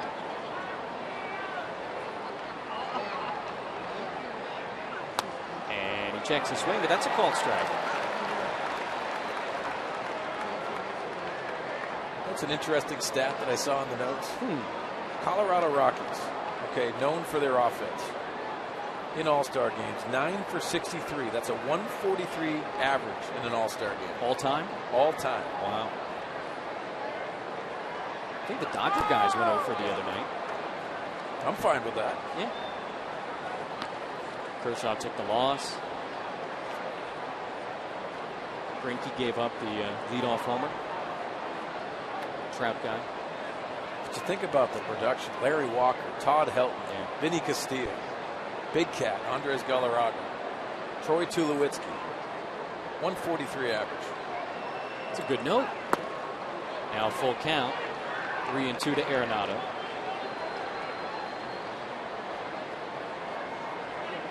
Who was 0 for 1 the other night.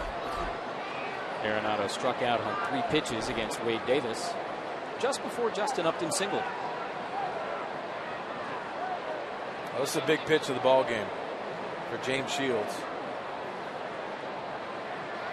Tulowitzki at first has not attempted a steal this year. He stays put on 3-2, and Shields got him with the changeup. Second straight at bat. Shields strikes out Arenado, and that is a big second out. Well, Jesse, you talk about a big out, and how he produces that is the first pitch in again, and Nolan Arenado takes that pitch. The check swing goes his way. Again, changeups in. Consistently working in off the plate, and your frustration with the strikeout with the changeup in. Very difficult to keep fair. And Paulson takes ball one. Fastball low from Shields. Well, if you look at some of the past ABs that Arenado's had off Shields, it seems like he's getting a lot of his base hits off sliders, and you can see Shields tonight has changed that game plan, pitching in, throwing the changeup down and in, and he's messing up the timing with Arenado. Outside ball two. I heard you talk about that in the pregame show, Clay, which is very important, how you attack and how you adjust. There's a lot of adjustments made in the game of baseball, especially at this level. A lot of video, a lot of scouting reports. Paulson takes outside again. Well, the thing is, too, you know, looking at the past history that these two have had, you know, Shields is going to have to switch something up, especially tonight, coming in here, first game after the All-Star game, wanting to get a win. This guy's got a pretty good look at him. He's done a good job tonight switching it up on him. Fastball strike, and now 3-1 to Paulson.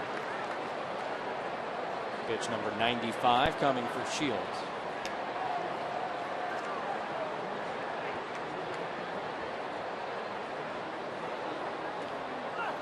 And that one's hit up the middle for a base hit. Tulowitzki is going to go to third as the ball takes a while to get to Melvin Upton. And as the throw comes back in from the outfield, the Rockies are set up with runners on the corners, 2 outs, and LeMahieu coming to the plate already 2 for 2. Time for a visit from pitching coach Darren Balsley just to settle down James Shields. I like this right here.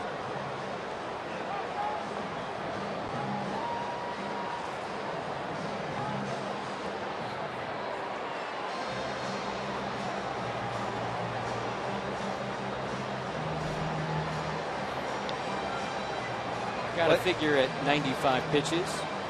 This is probably the last inning for Shields, and Clay talked about it, trying to get the bullpen going, take you home in the 6th, 7th, 8th, and 9th. I do agree with you, Sweeney, right there. I think it's a perfect time for Ballsy to come out there and give him a break. There's been several times when I've been out there on the mound in a similar situation, and he goes out there, gives you a chance to kind of gather yourself and just get ready to attack this hitter coming up and get out of this inning. Is it more mechanical, or is it just advice and try to settle him down? I think at this point in the 5th inning, it's going to be more advice and settling him down. I think when you get in the 5th inning, he's kind of already in his groove, whether it's a mechanical thing or whatnot. It's kind of too late to touch on that.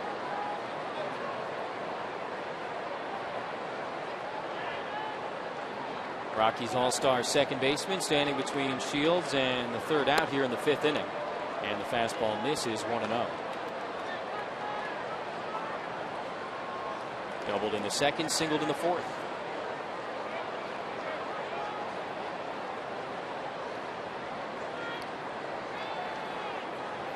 Mayhew's development as a hitter has really been a noticeable thing the last couple of years, and we talked about all the shifting in baseball, and you read up on the Mayhew and you take a look at the numbers, really figured out how to hit to all fields. Yeah, and he's not going to wow you with the power. See the 4 home runs, but look at those offensive numbers. He's had a career year for Walt Weiss.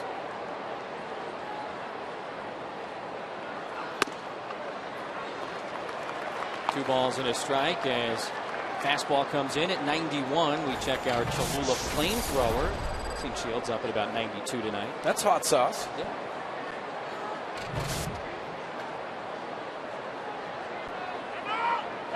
Time called by LeMahieu.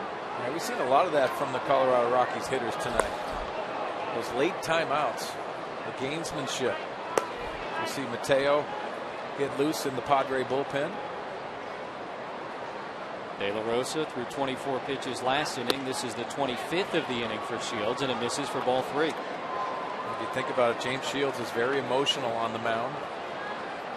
That's something that you have to do. If you know that that pitcher is on the mound, he's trying to grind it out. Why not call timeout? Well, that used to aggravate me so much too, because it's a hitter's weapon to really mess the pitcher's timing up. You know, you're speaking of De La Rosa, you know, kind of quick pitch in with the fastball slide step. Quick pitch here and strike 2. And there you go. Shields just did it right back to him. So, you know, it's a thing like when you're out there, especially in a big situation like this, runners on the bases, possibly could score here if he gets a base hit. And he does this and steps your time up. For an emotional guy on the mound, it can rattle you a little bit sometimes. Pitch of the game for James Shields right here. Runners on the corners, 2 outs. And a full count to DJ LeMahieu. First, a pick off to third. Runner goes to second, and they got him hung up. Having to keep an eye on the runner at third, and they'll get the third out of the inning. Third base running blunder of the night for the Rockies, and Shields gets out of it here in the 5th. A solo homer from Charlie Blackmon gets Colorado on the board, but Shields has gotten a couple of outs with the pickoff move tonight, and it's 3-1 San Diego as we go to the bottom of the 5th.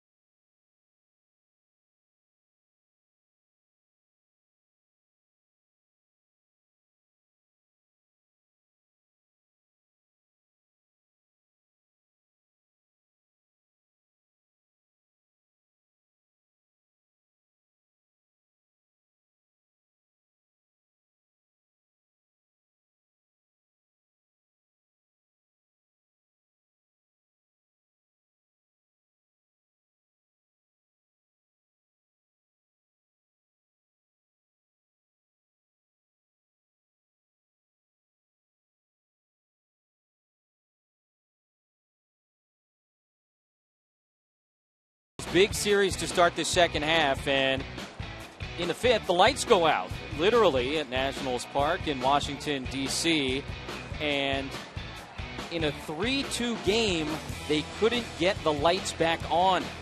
The game has been suspended, and they will resume it tomorrow. We paid our bill. Yeah, no problem. We got that Sempra energy now right across the street, so if something were to happen, it's an easy fix. Padres a 3-1 lead on the Rockies. It's amazing how fast that building went up out in left center field. Last year at the beginning of the season, nothing there. Didn't Matt Williams look hot? Yeah, not happy. Not happy. Hard hit but foul by Solarte. Top of the order for the Pods here in the fifth. Colorado got on the board in the top half. Leadoff homer in the inning from Charlie Blackmon, and it looked like they were threatening for more. With runners on first and third and 2 outs, and a full count pitch coming to LeMahieu. Ben Paulson was caught stealing as Solarte swings and misses. Officially, if you're scoring at home, 1-5, 4-3-6. So you know. How about these base running blunders by the Colorado Rockies tonight? When you're a last place team and your pitchers are struggling, those are the kind of things that really sting. Solarte reaches out and spoils that one. Both teams with incredible opportunities tonight, and tough to watch at times for Walt Weiss. He's frustrated, you can tell.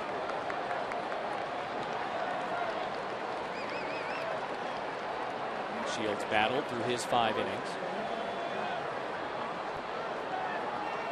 De La Rosa taking his time through his 4 so far, and another hard hit ball by Solarte. No problem for Arenado. Makes the perfect throw across the diamond. One away. Wrong guy. This morning here at the Park outside of Petco Park, the 2016 All-Star Game logo reveal. We've got a countdown. 361 days until July 12th, 2016. The Commissioner of Major League Baseball, Rob Manfred, here. Mayor Kevin Faulkner was here of San Diego. Executive Chairman of the Padres, Ron Fowler. Fun morning. As the countdown officially on now to next year's Midsummer Classic. Derek Norris takes fastball called strike. 0-1. And that preparation has really started way before the logo. It's a lot of work for the San Diego Padre organization. It's going to be a lot of fun. Great event. Cincinnati Reds put on a great show. All around baseball, everyone talking about what they did and how they presented their city. The fans of baseball, the experiences for young kids, and that home run derby. That's it. Yeah, I'm a fan of the new bracket. I think it's a lot of fun. I think the clock makes it exciting for the fans to watch. Padres president and CEO Mike D taking in tonight's game.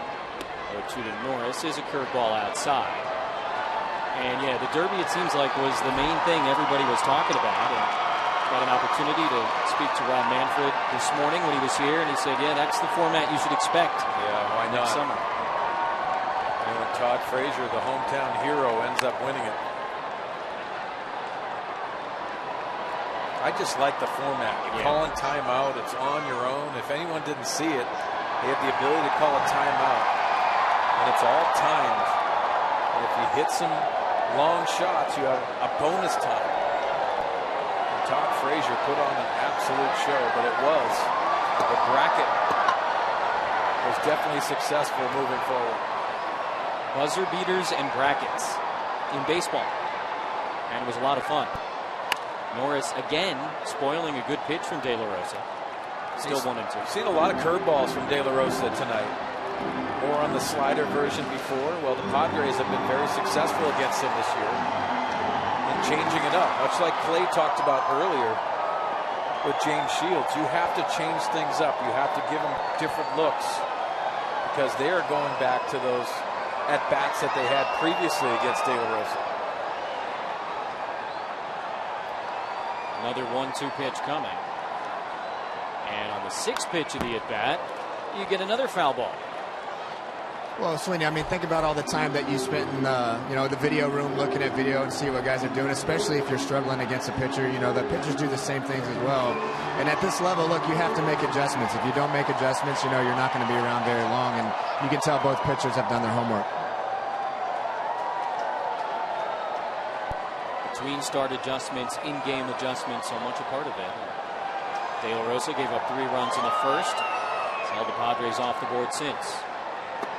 Another curve, and a good take from Norris, 2-2.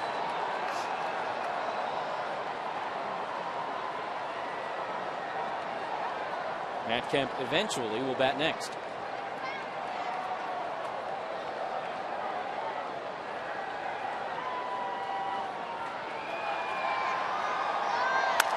And he reaches out and grounds it to shortstop. Tulowitzki makes the play, and there are 2 away here in the 5th as Matt Kemp gets ready to stand in and maybe try and repeat what he did in the first inning. Well, let's take a look at Matt Kemp and the mistake by De La Rosa, the 87-mile-an-hour cutter down and in. And for Matt Kemp getting extension, and you can see with the pose, that's a great finish and a great sight to see if you're the San Diego Padres. Homered his first time up, walked his second trip to the plate. And the eyes are wide open against De La Rosa.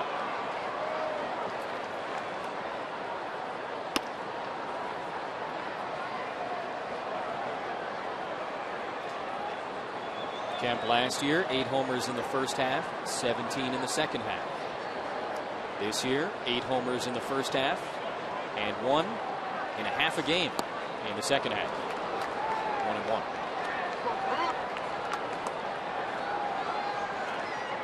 If you look at Matt Kemp's setup, Jesse, you'll see him sitting on his legs just a little bit, trying to feel that power. At times he stood up just a little bit taller. Now he wants to feel those legs, and he looks a little more calm in the batter's box to me.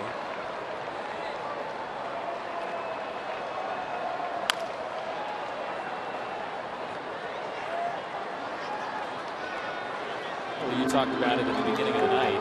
Sometimes the All-Star break, the mental break, is as important, more important maybe for a guy than the physical break. Well, recharging your batteries, but also mentally just getting away from the game, getting that motivation back.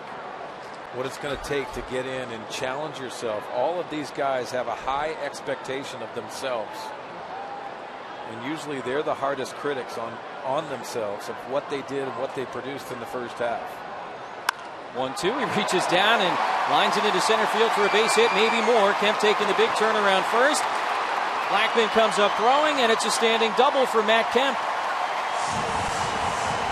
Double walk homer to start the second half for the Padre right fielder.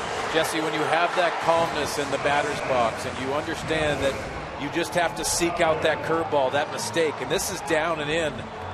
And again, Matt Kemp using the middle part of the field, especially with 2 strikes. He comes around first base, and it's a tough turn because you're looking at the ball, but you're also trying to pick up the corner of the base, and cruises into second base. Nice hitting by Matt Kemp. Looked like he might have misstepped at some point there, but appears to be okay as he doubles for the 19th time. Leads the team in hits, by the way, Matt Kemp.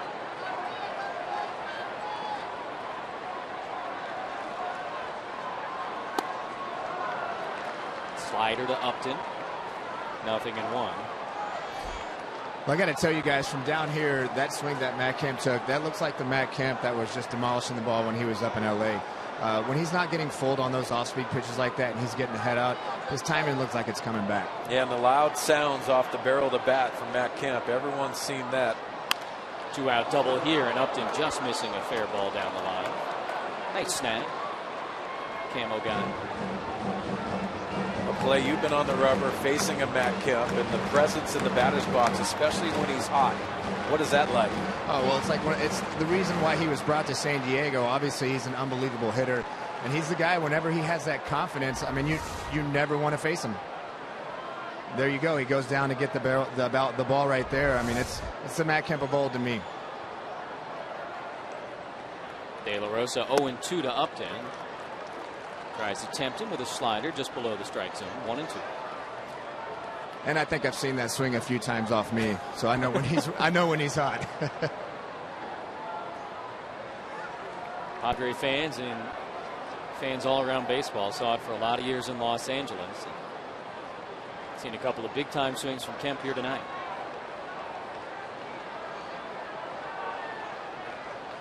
Upton comes up empty, and that is strike 3. 3-1 Padres as we go to the 6th. Another hit for Matt Kemp.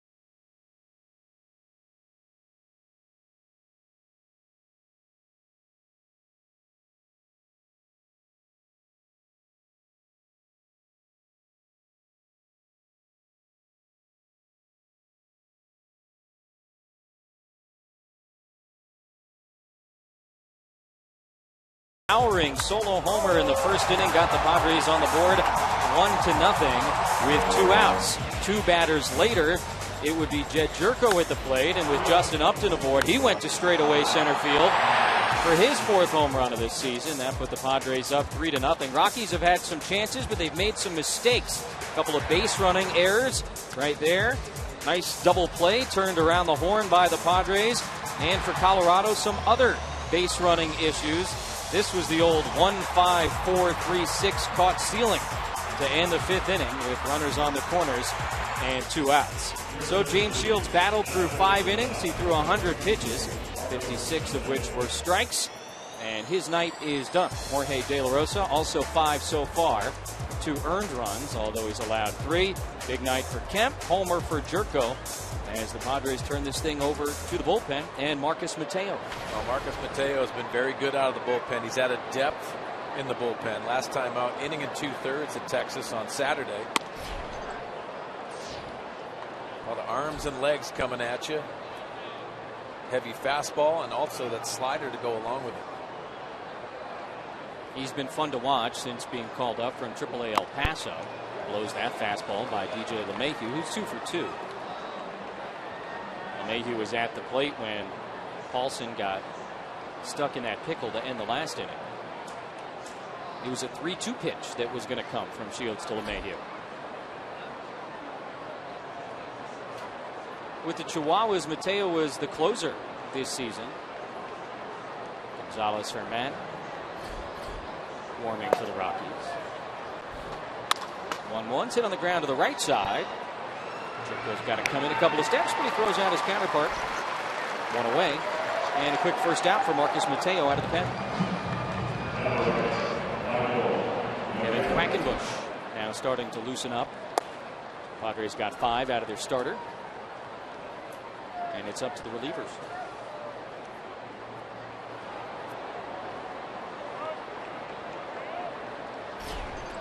Nice crowd on a Friday night at Petco Park.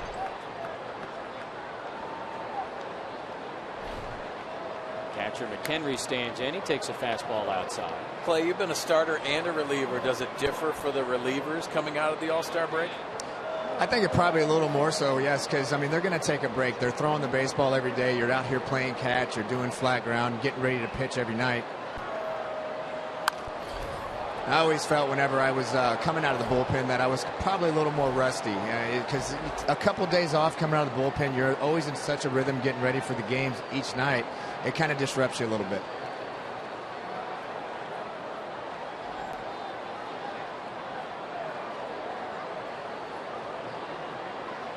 McHenry pops that one foul. Now 1-2 from Mateo, who's getting it up there in the mid-90s.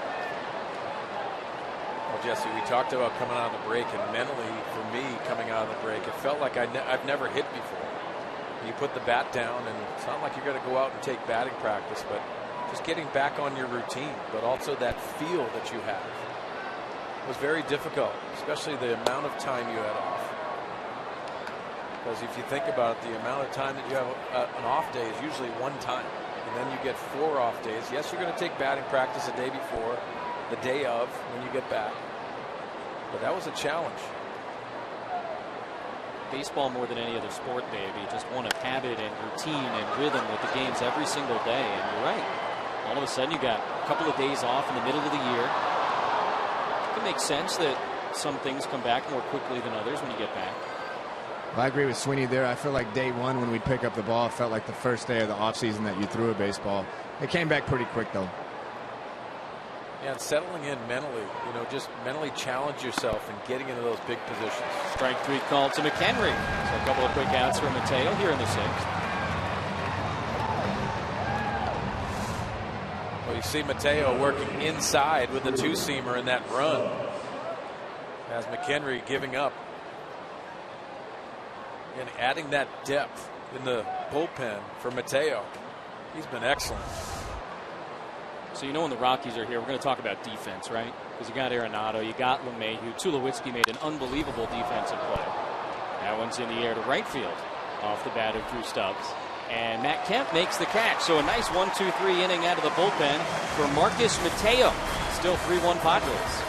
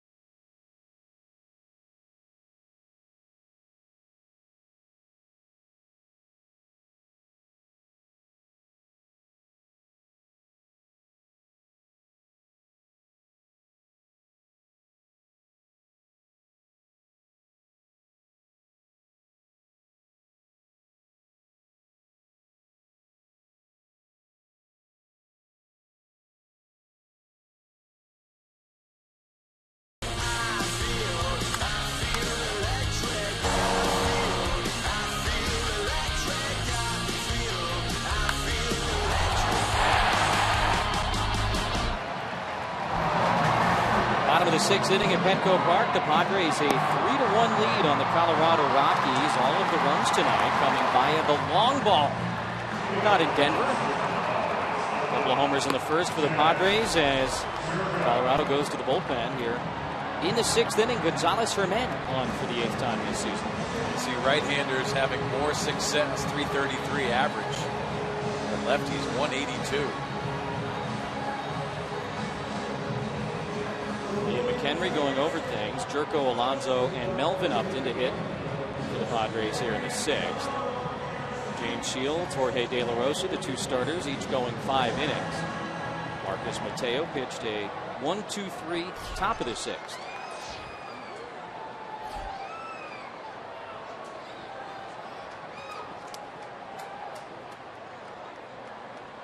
Jed had the 2-run homer his first time up. He walked in his second plate appearance, and he swings through that 94-mile-per-hour fastball, 0-1.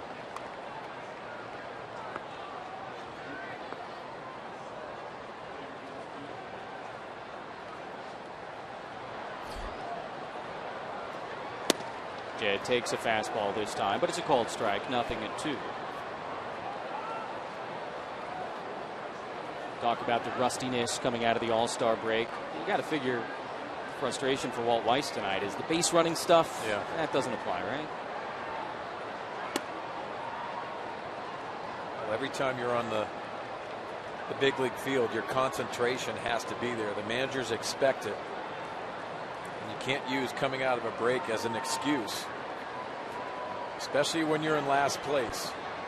It's opportunities for these guys to set an example out there. Jerko rung up on a fastball just in the strike zone. 1 away as we take a look at our San Diego fan of the game. Hey, we told you it was all about defense with the Rockies in town. Yeah. That's the defensive coordinator for the New Orleans Saints, Rob Ryan. His brother Rex, of course, now the head coach of the Buffalo Bills. Rob's wife from the San Diego area, so they're taking in the ball game tonight. It's pretty good salad he's working, and I love the hat.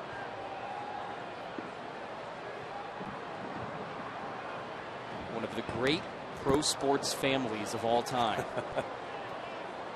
Dad Buddy, brother Rex. They got enough personality to go around.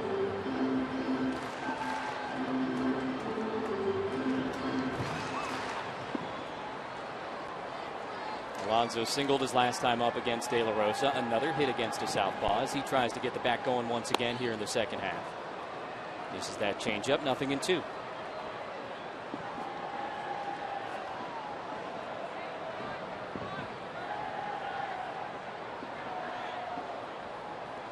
Yonder, part of a pro sports family himself. His dad played in Cuba before the team came to the United States.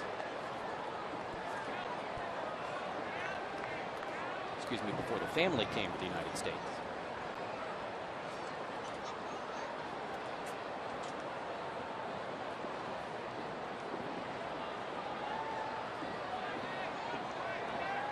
Outside, ball 2.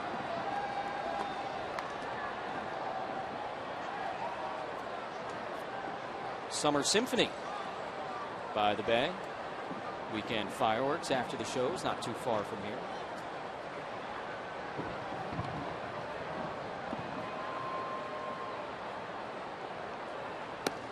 Alonso swings and misses at that fastball, had him reaching for it, and back-to-back strikeouts out of the bullpen for Herman, 2 away.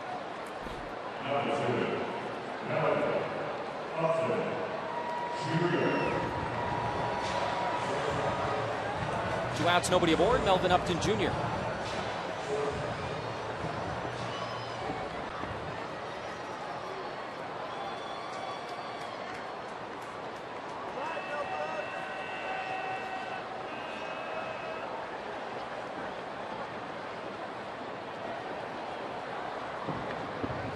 First pitch swinging, and he hits it high in the air to right field. Gonzalez coming over a couple of steps. He makes the catch, and the bullpens are so far perfect. Fireworks by the Bay. 3-1 Pods after 6.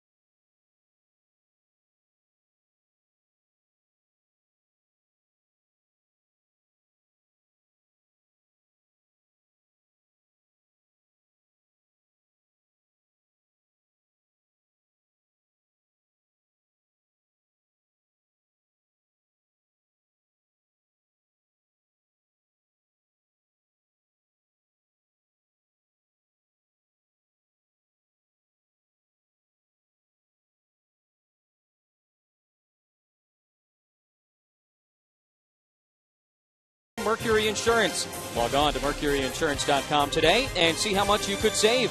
By Petco, what we feed them matters. And by your San Diego Lexus dealer. Start of the 7th inning on a Friday night in downtown San Diego. Brandon Maurer out of the pen, third pitcher used by the Padres tonight. 43rd appearance of the year for the first-year Padre. Yeah, workhorse, and you think about those 43rd appearances, 43 appearances. He started the year in AAA. Arguably could be the best reliever on the Padres staff. They'll come out to face Brandon Barnes, who was put into the game as part of a double switch in the bottom of the last inning. So he's now in left field and batting in the 9-hole. And he takes ball 2 from Maurer, who scuffled a little bit each of his last couple times out. All-Star break, an opportunity to get away and kind of hit the reset button here in the second half. Barnes hits that one over the head of Solarte and into left field. Sounded like a broken bat, and he's thinking about 2. Upton's going to come up throwing, and now he's going to try and slam on the brakes and head back to first. Almost another base running mistake by the Rockies, and Barnes fortunate to get back to first base.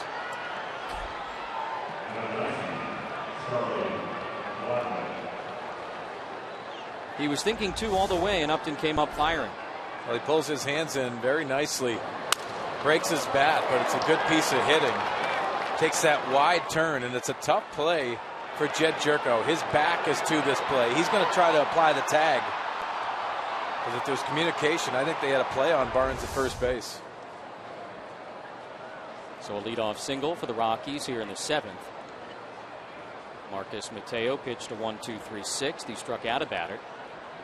And now the top of the order for the Rockies, and Charlie Blackmon, who homered his last time up, takes ball 1 from Brandon Maurer. Blackmon and his beard responsible for the 1 Rocky run. Colorado has out-hit San Diego tonight 8-5. They've had their chances.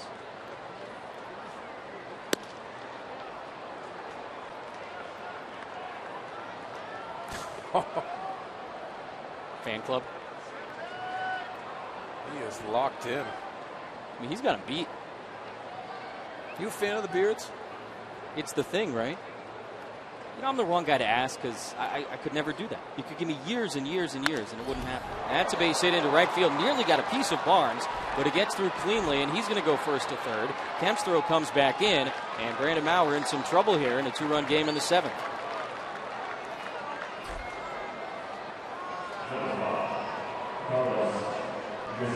Charlie Blackmon's last at bat was a home run, and this is an absolute bullet.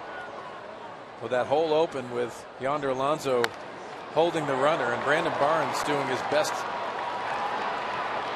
way of getting out of that baseball. But again, Charlie Blackmon lining that to right. Darren Balsley out to chat with Brandon Maurer. Rockies against James Shields were 0 for 7 with runners in scoring position.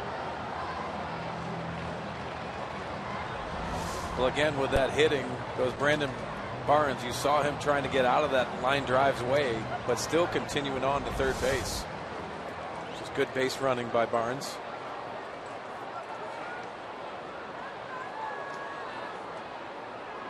First and third, nobody out. Carlos Gonzalez at the plate and Tulowitzki on deck.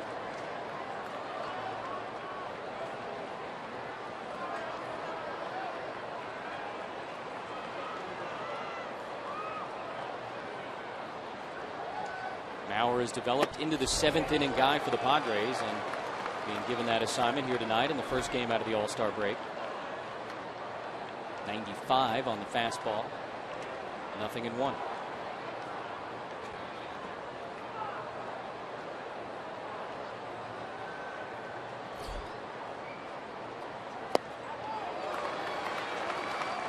Fastball, changeup.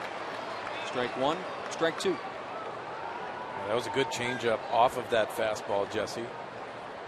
Fastball in, and then the running changeup, 87 miles an hour.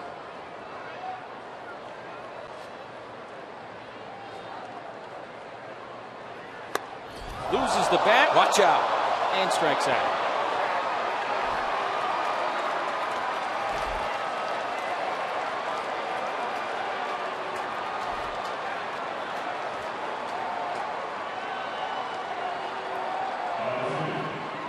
Let's take a look at how he attacks Cargo. The fastball in, and then the changeup away. That's the pitch of the at-bat. And then this fastball was supposed to be elevated, but the bat comes in, and that's elevated. Ooh! That man's going home with a bruise. And that guy's going home with a bat. Glad to see he's okay. Yeah, that's scary. Paying enough attention to start to get out of the way. And that shows you how quickly it can happen, by the way, because the guy noticed. And he started to move. And the bat got him on the side of the arm there. Meanwhile, the negotiations have begun with the guy that got the bat. And Tulowitzki stands in with runners on the corners and now one out. Close play, and Blackman just back. Bench coach Dave Roberts on the phone early, and Pat Murphy outside the dugout. Looks like they might challenge this one.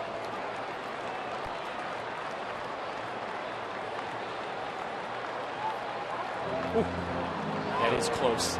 Looks like it's a good one for the Padres. Drew Stubbs was picked off in the second inning. Ben Paulson was caught stealing on what began as a pickoff throw to third when he was on first. And now the Padres challenging and thinking maybe Charlie Blackman picked off by Brandon Maurer. Take yourself into the mind of Walt Weiss, the manager of the Colorado Rockies. Knowing what has transpired tonight by the Rockies base runners. You see the crew chief on the right, Joe West, and the first base umpire who made the call, DJ Rayburn, on the left. You see the tag by Yonder Alonso. What makes it challenging is if you're a right-hander, you have to pull that across. Left-handers much easier to let that ball travel and apply the tag straight down.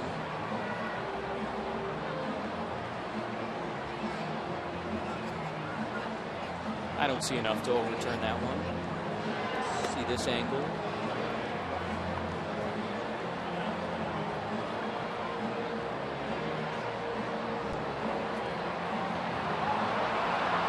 See the umpires, Joe West on the right, Rayburn on the left, taking a look at the big video board as they talk to New York.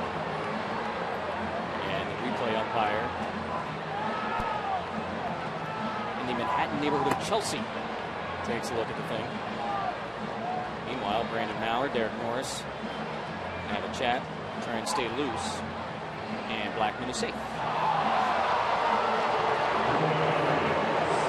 Close call on the base pass for Colorado.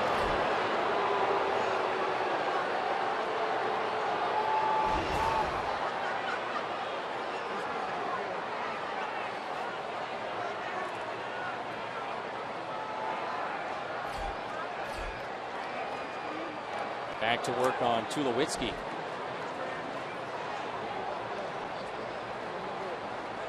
Now we're looking for the double play, and he misses low.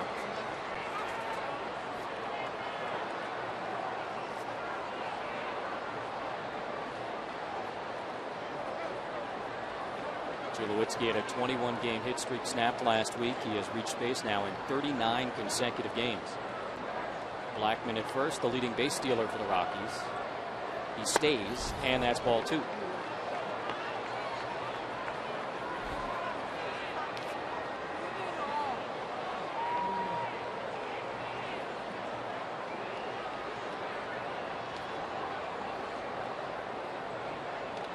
Another close play at first. We saw Dave Roberts, the bench coach of the San Diego Padres, putting those signs on. He controls the running game. See the signs to the catcher. Slide step, pickoffs.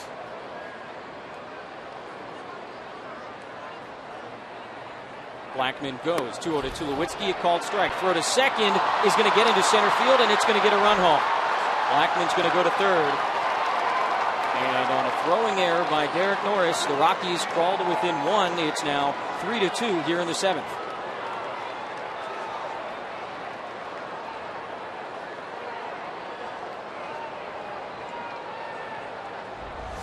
Yeah, this just looked like Derek Norris forced this throw, and you can see him missing on the second base side, which goes into that runner, making it difficult for Jed Jerko. He has to do everything in his power to try to keep that in front. And Charlie Blackmon goes to third base in a tougher situation for Brendan Maurer. Tulowitzki fooled there, and he chases the pitch, 2-2. Runner on third, still just 1 out. So the Rockies, who had struggled so much with men in scoring position in this game, get some help. And the infield comes halfway in for the Padres.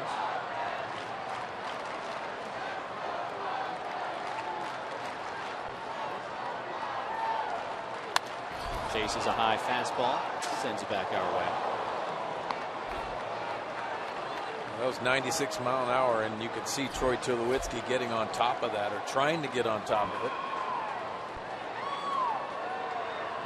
See if Maurer goes to that slider off of that high fastball.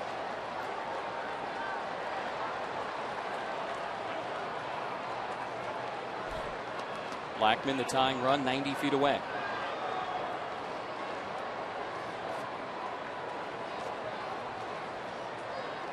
James Shields allowed 1 run in 5 innings.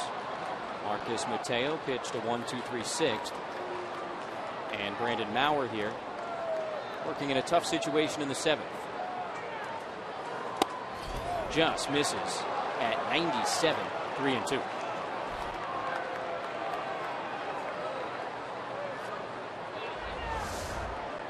Sarah Fox tracks by Nissan just below the strike zone.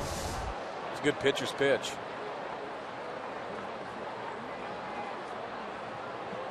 Tulowitzki tough, Arenado on deck.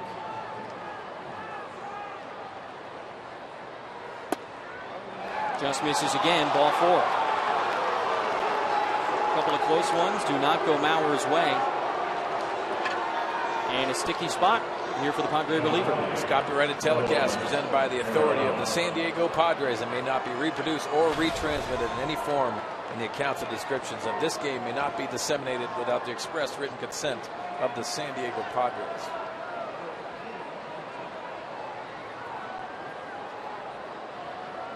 Arenado singled in his first at bat, and then James Shields struck him out in the 3rd and again in the 5th.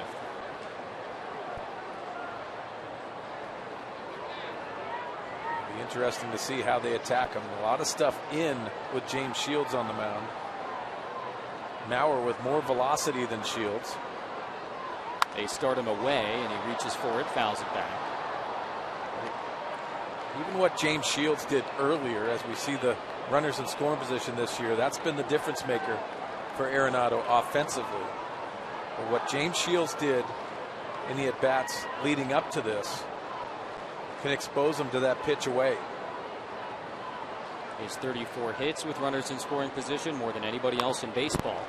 But he's behind in the count, 0-2 after he fouls back the change.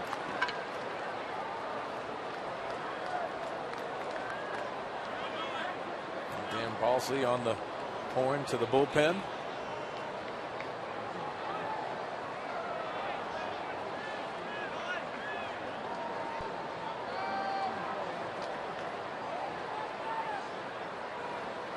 That one leaks over the middle, and it could be 2. To second for 1, on to first, double play. Brandon Maurer comes up with the big pitch, and he gets Arenado to ground into the 6-4-3 double play to end the 7th inning. Padres defense been coming up big tonight.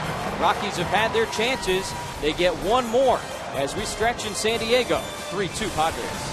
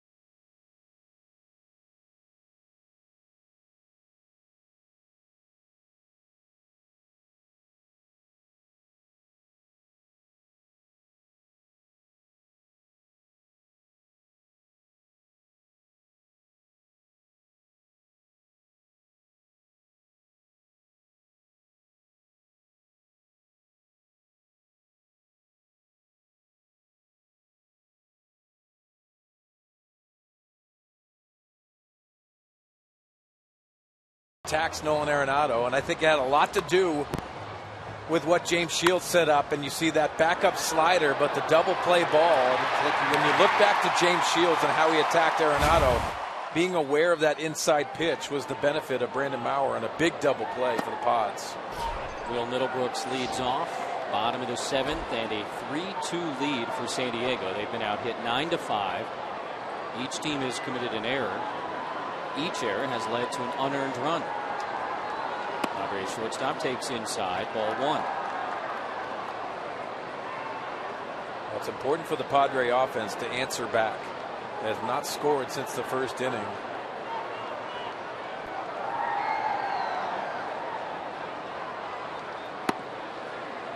Same kind of location to Middlebrooks. 2 balls and a strike. And when James Shields went 5, you knew that it was going to be the job of the bullpen to keep the lead. And so far, they have, although it's gone from a 2-run game to a 1-run game. Big swing from Middlebrooks, and that's fouled out of play. 2-2. Benoit in the 8th, and for the Padres, hopefully Kimbrel in the 9th.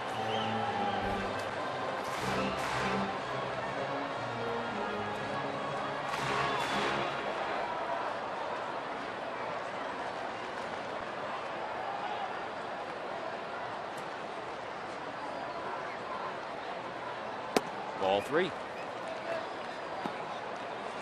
Our men pitched a 1-2-3 6th inning. He stays in for the 7th. Struck out the first 2 men he faced before getting Melvin Upton to fly out to right. Payoff pitch to Middlebrooks, and he got him.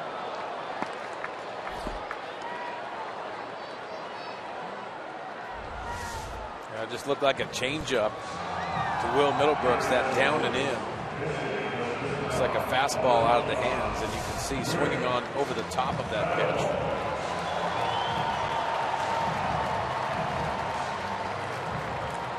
Will Venable going to be the pinch hitter. .259 average in 75 games so far this year with a veteran left-handed bat, and he swings and misses. Strike 1. Venable with 3 pinch hits this year, including a homer.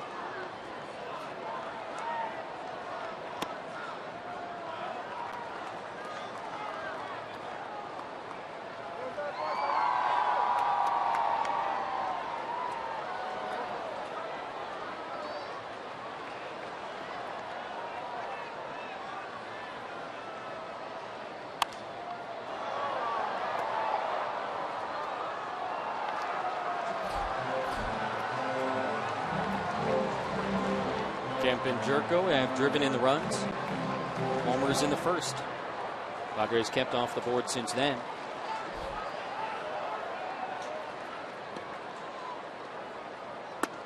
Inside, ball 2.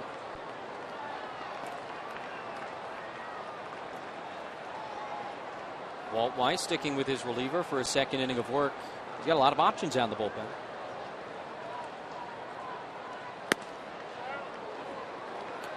There are 4 lefties and 5 righties for Walt Weiss. That's what Colorado Rockies will do to you. Coors Field.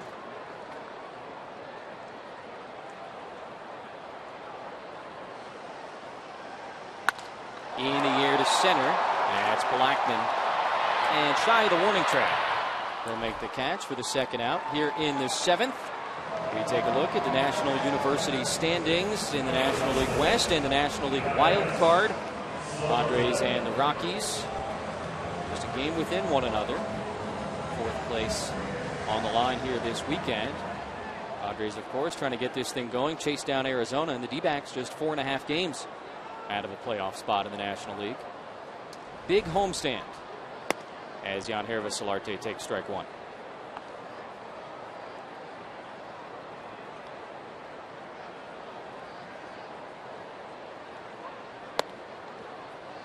Back-to-back changeups and a 1-ball, 1-strike count. Pretzels.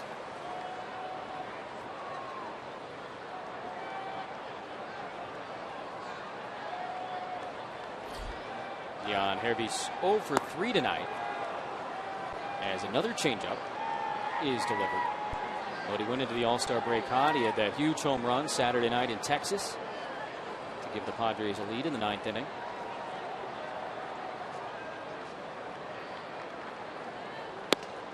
And he takes low. 2-2.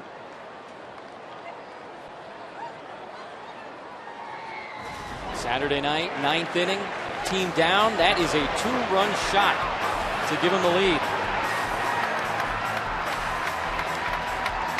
Padres took Saturday and Sunday in Arlington against the Rangers going into the All-Star break. A long road trip that began with a couple of wins in St. Louis, ended with a couple of wins in Arlington, and in between, a bunch of losses to the Cardinals and Pirates. When you think about magical moments and fun, on Hervis Solarte, that was one of them.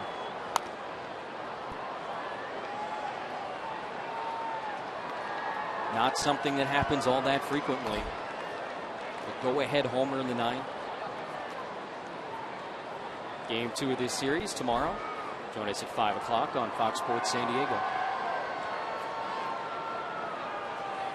Another 3-2 to Solarte, swung on and missed.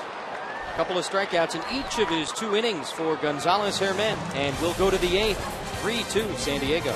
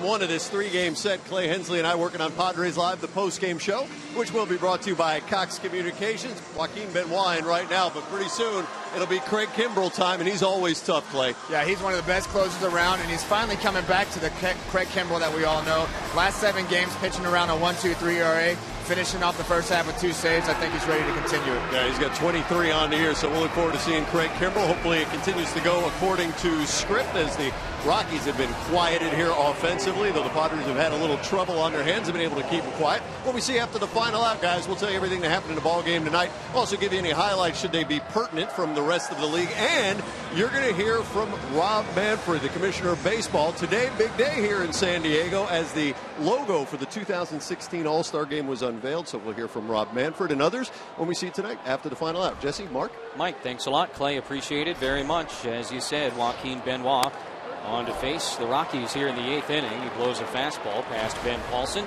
Strike 1. Well, you see the splits by Joaquin Benoit, especially lefties and righties.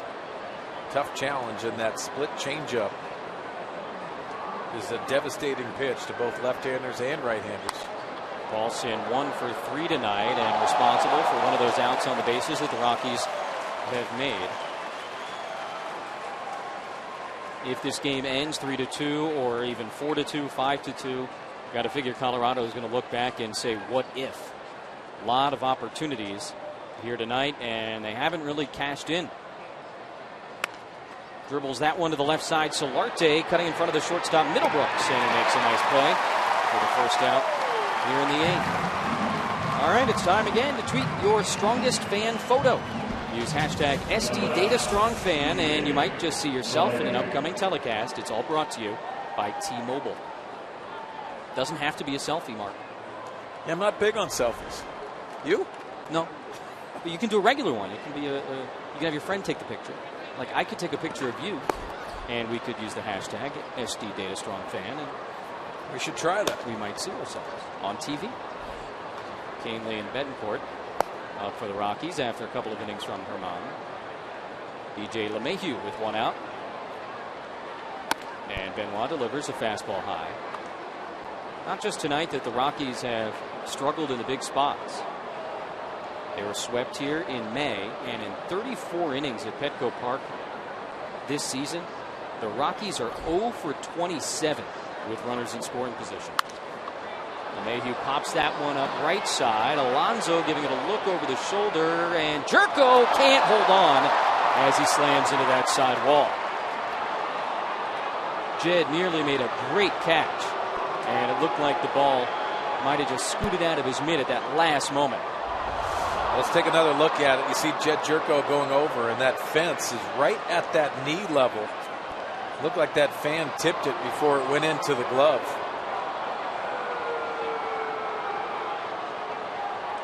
Let's take another look and watch that fan reach after. You can't see it on that angle, but just slips out of the glove of Jed Jerko.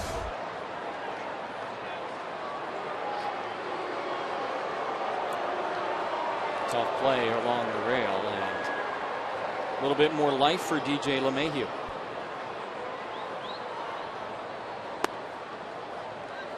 Changeup misses. 2-1 from Benoit. Looked maybe like the fan had his hands hit the glove of Jerko. Hard to tell.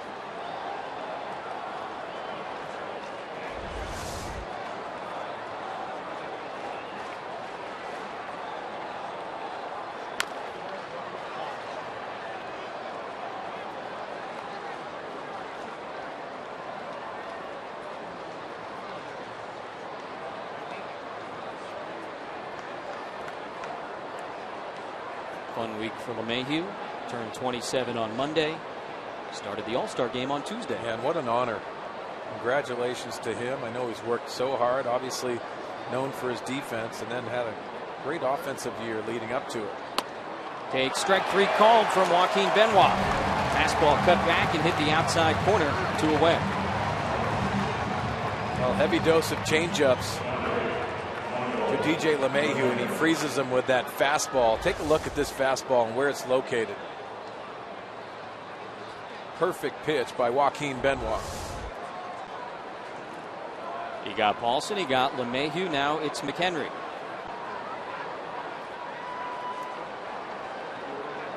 Tough night at the plate, strikeout, double play, fly out, and he comes up empty at that changeup, 0-1.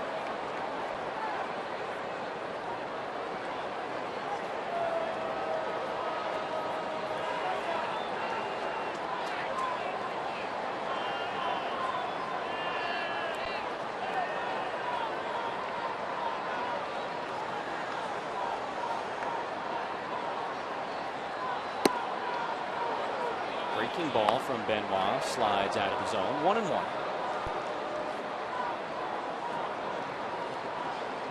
Oh, matching hats.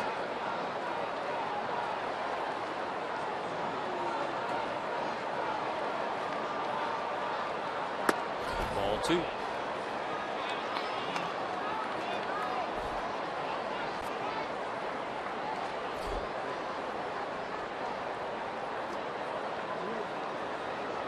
Henry, 30 years old, hit .315 last year in limited action with the Rockies. Hitting about .220 this season. Swings and misses at that change, 2-2. He's got such good arm speed on that changeup. That's what the hitters will swing at.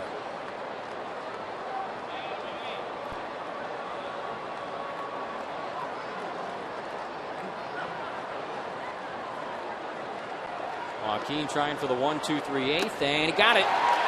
Back-to-back strikeouts for Joaquin Benoit to end the top of the 8th inning. And he keeps this a 3-2 game as the Padres will try and add on. Matt Kemp and Justin Upton both coming up 3-2 as we go to the bottom of the 8th.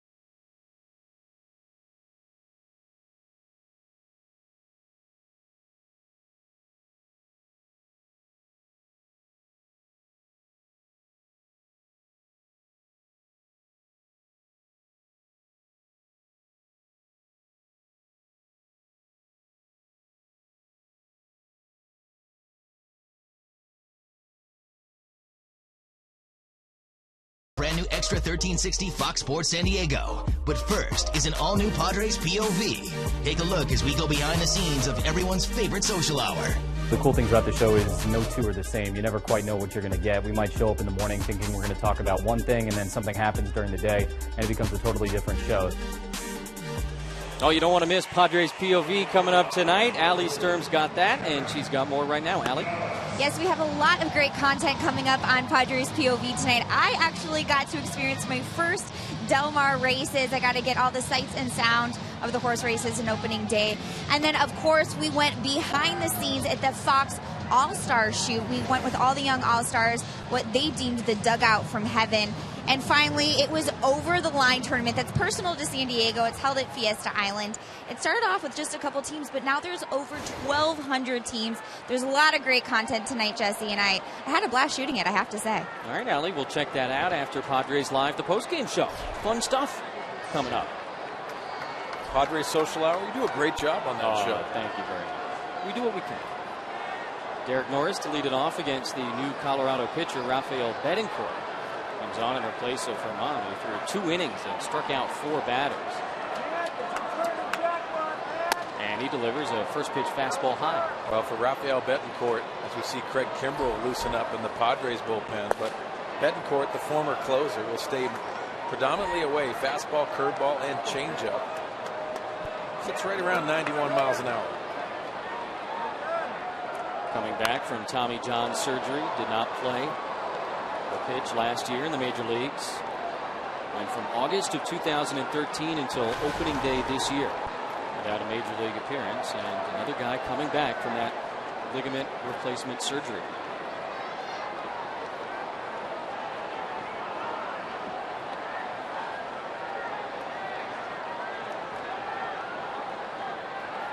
Right-handed batters hitting about 280 against him as Norris fouls that one back to the screen.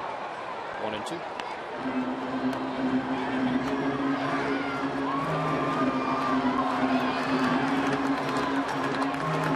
I'm sure the Padres feel comfortable and confident with Craig Kimbrell pitching the 9th, but add-on run or 2 never hurt anybody. No, that'd be good for the Padres. Norris, Kemp, and Upton against Betancourt here in the 8th. And those are the guys to do it.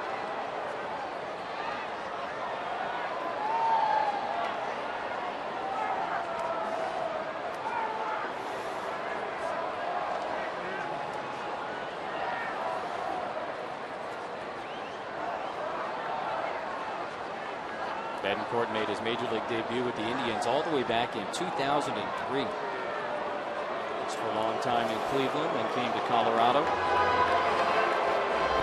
The 2009 season, 31 saves back in 2012.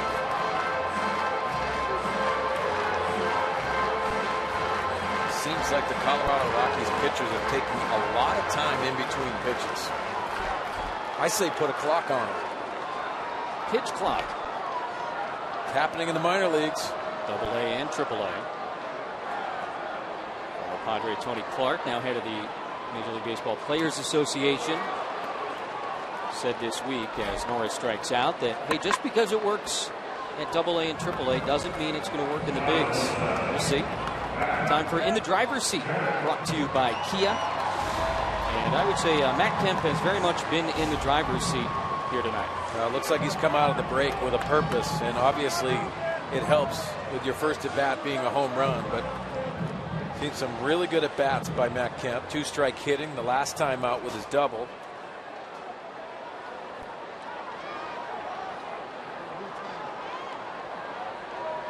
He has hit in 6 consecutive games.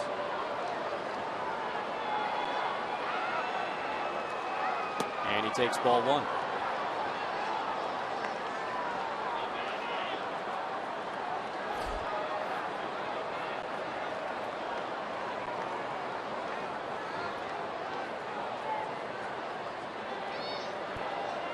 Henry sets up away, and he reaches for it, fouls it back. Our Bill Howe play of the game, Matt Kemp, solo homer. Deep to left in the first inning. As he once again looks to have a big second half and help lead the Padres forward after the All-Star break. Can't ask for much more right out of the chute from Matt Kemp than what you got earlier tonight.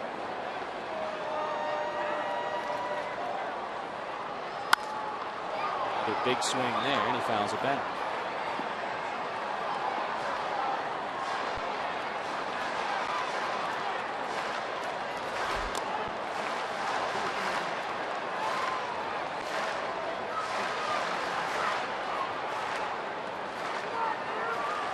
Kemp has now appeared in 90 of the Padres' 91 games this season.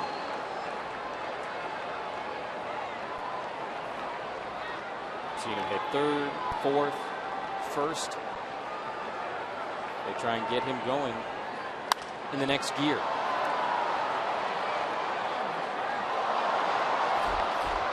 Well, Jesse, we've seen a lot of good things tonight as we take a look at Justin Upton on deck, but the presence of Matt Kemp, he looks like a different hitter to me tonight. Yes, this is only one game, but confidence-wise, moving forward, this is his expectations, to be that presence in the middle of the order.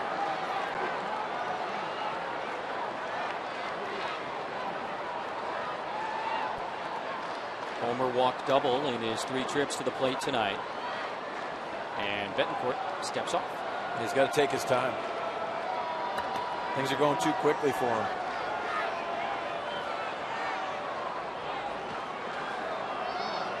Put the clock on him.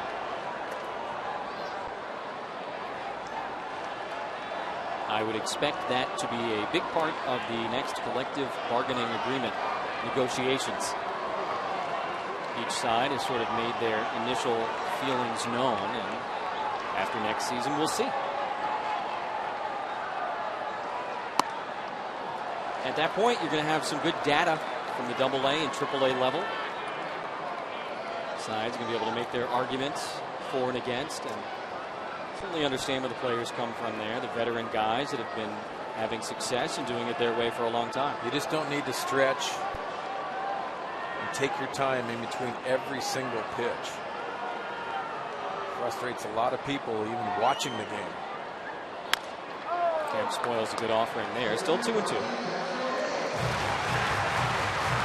You're going to go back and you watch games from the 70s, even as late as the mid-late 80s at times. And pitchers got the ball back from the catchers and they delivered home. Batters didn't step out of the box. Oh, there's the other extreme in Mark Burley for the Toronto Blue Jays. Stays right around the rubber and delivers the pitch. The step-offs, the stretching. What he and Chris Sale hooked up a couple of weeks ago, and I think they finished in 1 hour and 56 minutes or something crazy like that. To the quick workers. Another good swing from Kemp.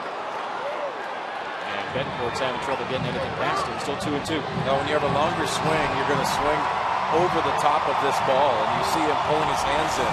This ball's off the plate, pulls his hands in nicely, giving himself another opportunity.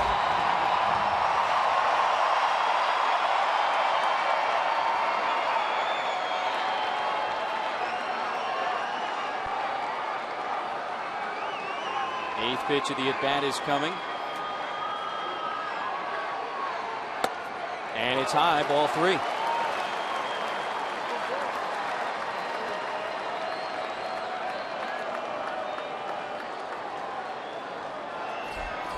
Boone Logan, the left-handed reliever, warming up for the Rockies.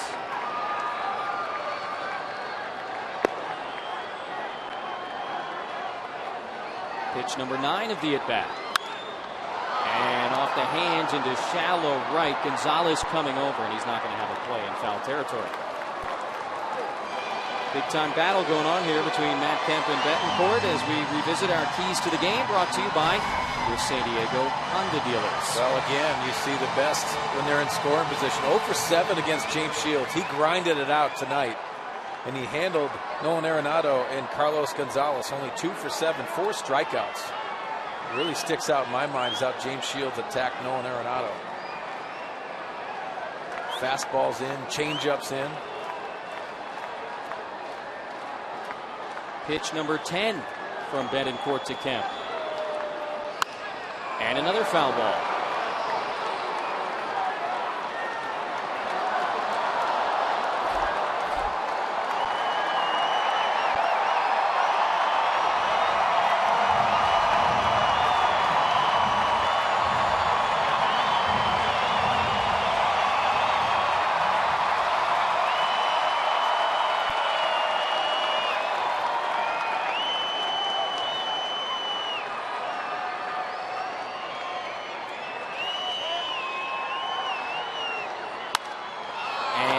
picks him up on the right side. It'll be the second baseman, LeMahieu. Long way to go. He was shifted over to the left side, but he makes the catch. And after an 11-pitch battle, Betancourt gets Kemp, who's retired for the first time tonight. You see the reaction of Matt Kemp and frustrated at that at bat. But again, 11-pitch at bat, did some really nice things, and you're seeing a lot of good results for Matt Kemp tonight.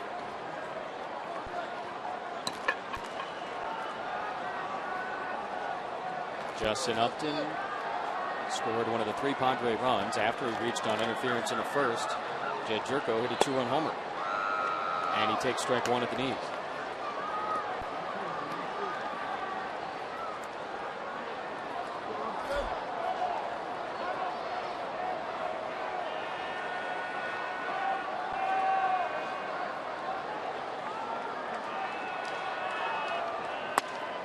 Lays off the high heat, 1-1.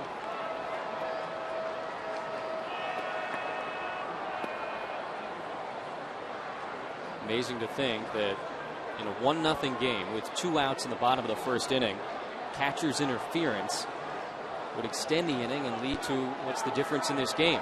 The home run by Jed Jerko. And that one is hit a ton to left field. How about another home run? Justin Upton joins the party to the upper deck and left. And it's 4-2 in the 8th. Third home run of the night for San Diego.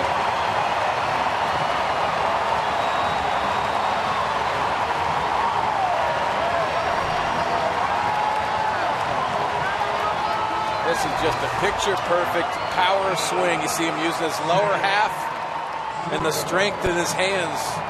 The length through the baseball and backspinning this. Like you said, Jesse, second deck.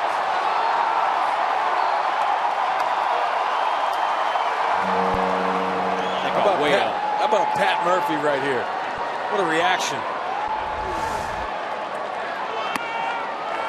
Home runs from Kemp, Jerko, and now Upton. And a little insurance as the ball left his bat at 102.5 miles per hour. It went a long way, too.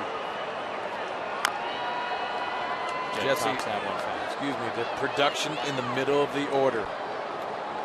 You look at the production tonight, it started with Matt Kemp's swing and ends up with Justin Upton's swing, but 3, 4, 5 tonight. And that's the expectation you have for the Padres moving forward.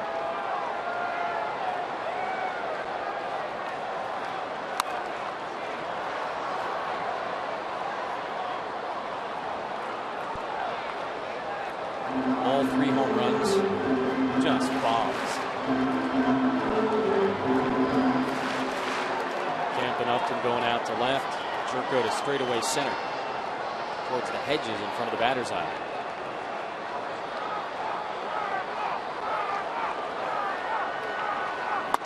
Lays off, 2-2.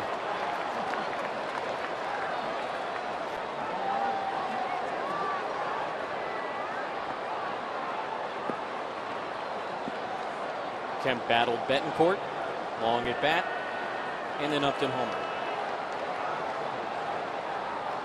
2-2 to Jerko.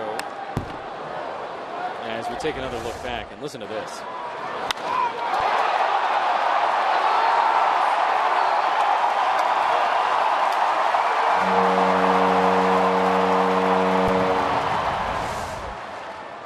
Sounded like a homer.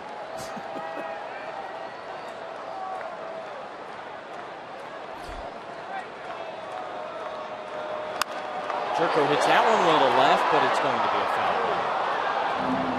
Handy guy to get out of there.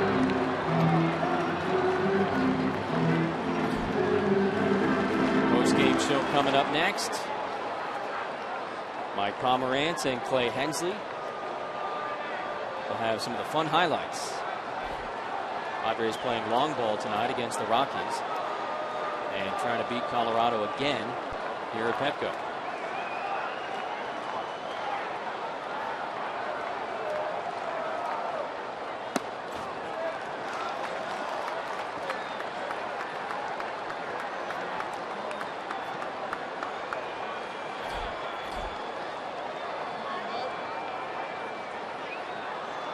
Diamondbacks are the team directly in front of the Padres in the standings.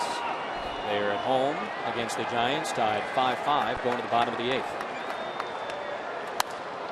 Jerko pops that one up. Had a play behind the plate. Mark Kotze, the hitting coach, on the left. Derek Norris on the right. Constantly talking about approach, feel. Another set of eyes. That's what you have to be for a hitting coach.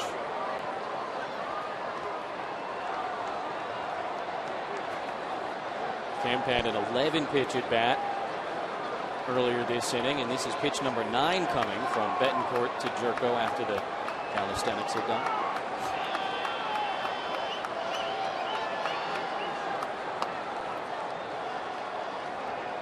Got him. Jerko went down and chased it. Frustrated with himself, but Justin Upton has added a run and given a 2-run cushion to the closer, Craig Kimbrell. We're headed to the jungle at Petco Park. San Diego, a 2-run lead on Colorado, with Kimbrell coming in and trying to close it out for a 3rd straight win.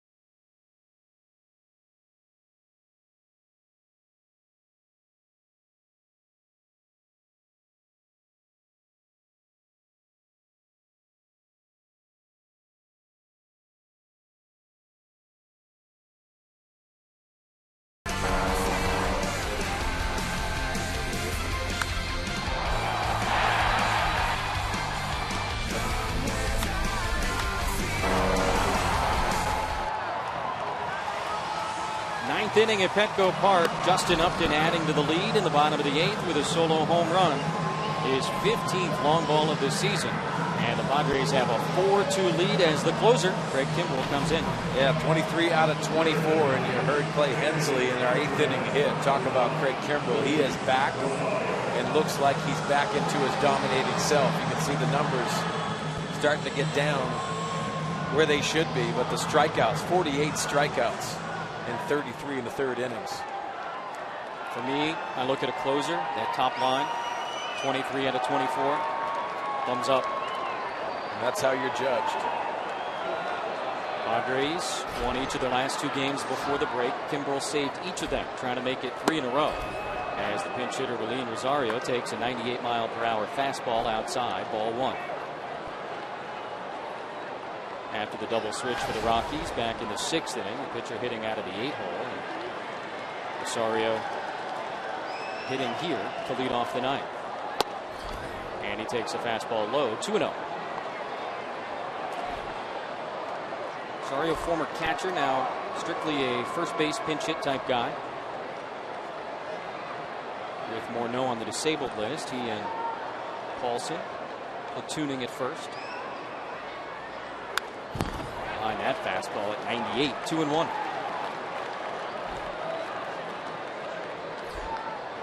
Shields went 5. Mateo pitched the 6th. Brandon Maurer allowed an unearned run in the 7th. Benoit a 1-2-3 8th. And now Kimbrell in the 9th.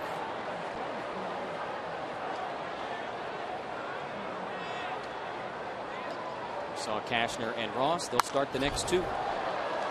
Tyson tomorrow night. 5:40 first pitch in Cashner on Sunday afternoon at 1:10.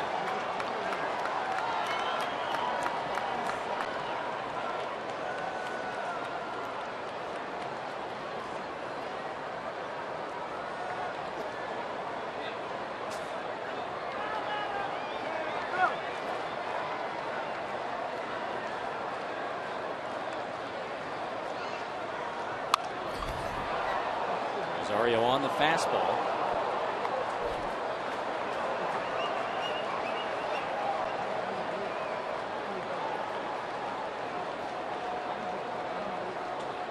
Saturday night in Arlington, after the big Solarte homer in the top of the ninth, Kimbrel struck out the side in the bottom half. He allowed a run on Sunday, protecting a 2-0 lead, but closed it out. And he strikes out Rosario to start the ninth.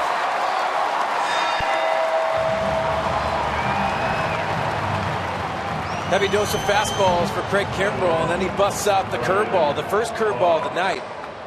And it's wiped out.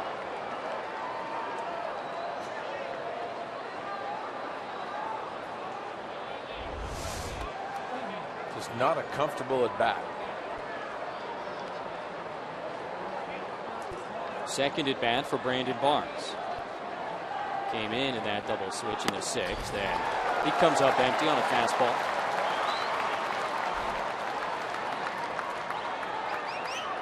Came in to score on the throwing error by Derek Norris. That was the second run for the Rockies after Charlie Blackmon homered to get him on the board in the fifth.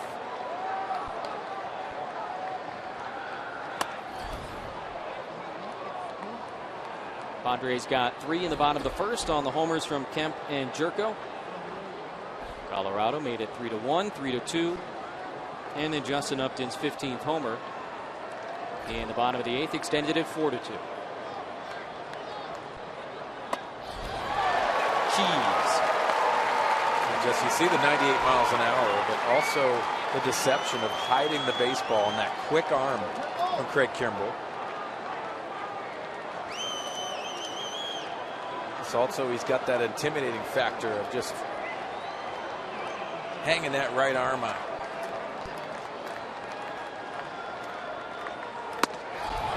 Just missed. Tough to lay off on 1 and 2.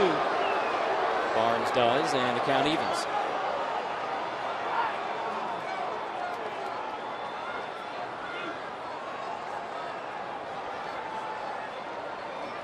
See if he goes to that curveball again. He does, and Barnes able to hold up. They appeal to DJ Rayburn at first. And now a full count. That's what you call being in good form. Well, that's the dominance, and that's what he expects out of himself. All of those closers that have shut the game down understand the presence that they have and also what they can do at the end of the game. 3-2 to Barnes. And he gets a piece of the fastball. Do it again.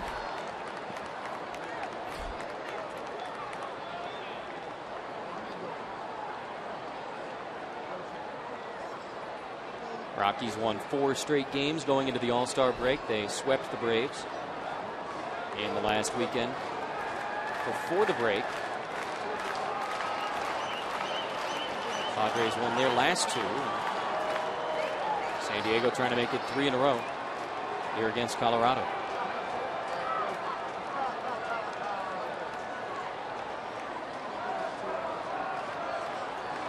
Barnes waits, and the 3-2 is hit on the ground to Jerko. Easy play at second, 2 away.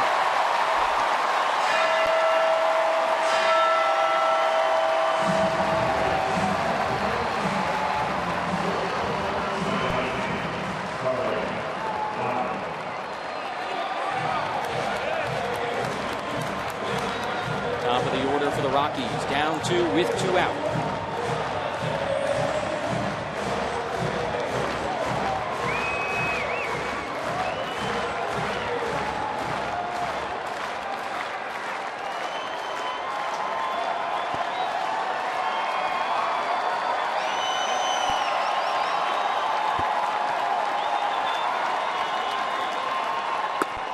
Strike one to Blackman.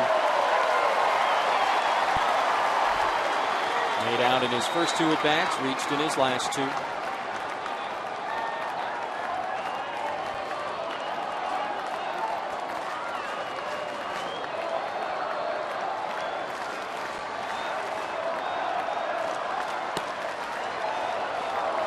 Curveball misses, 1-1.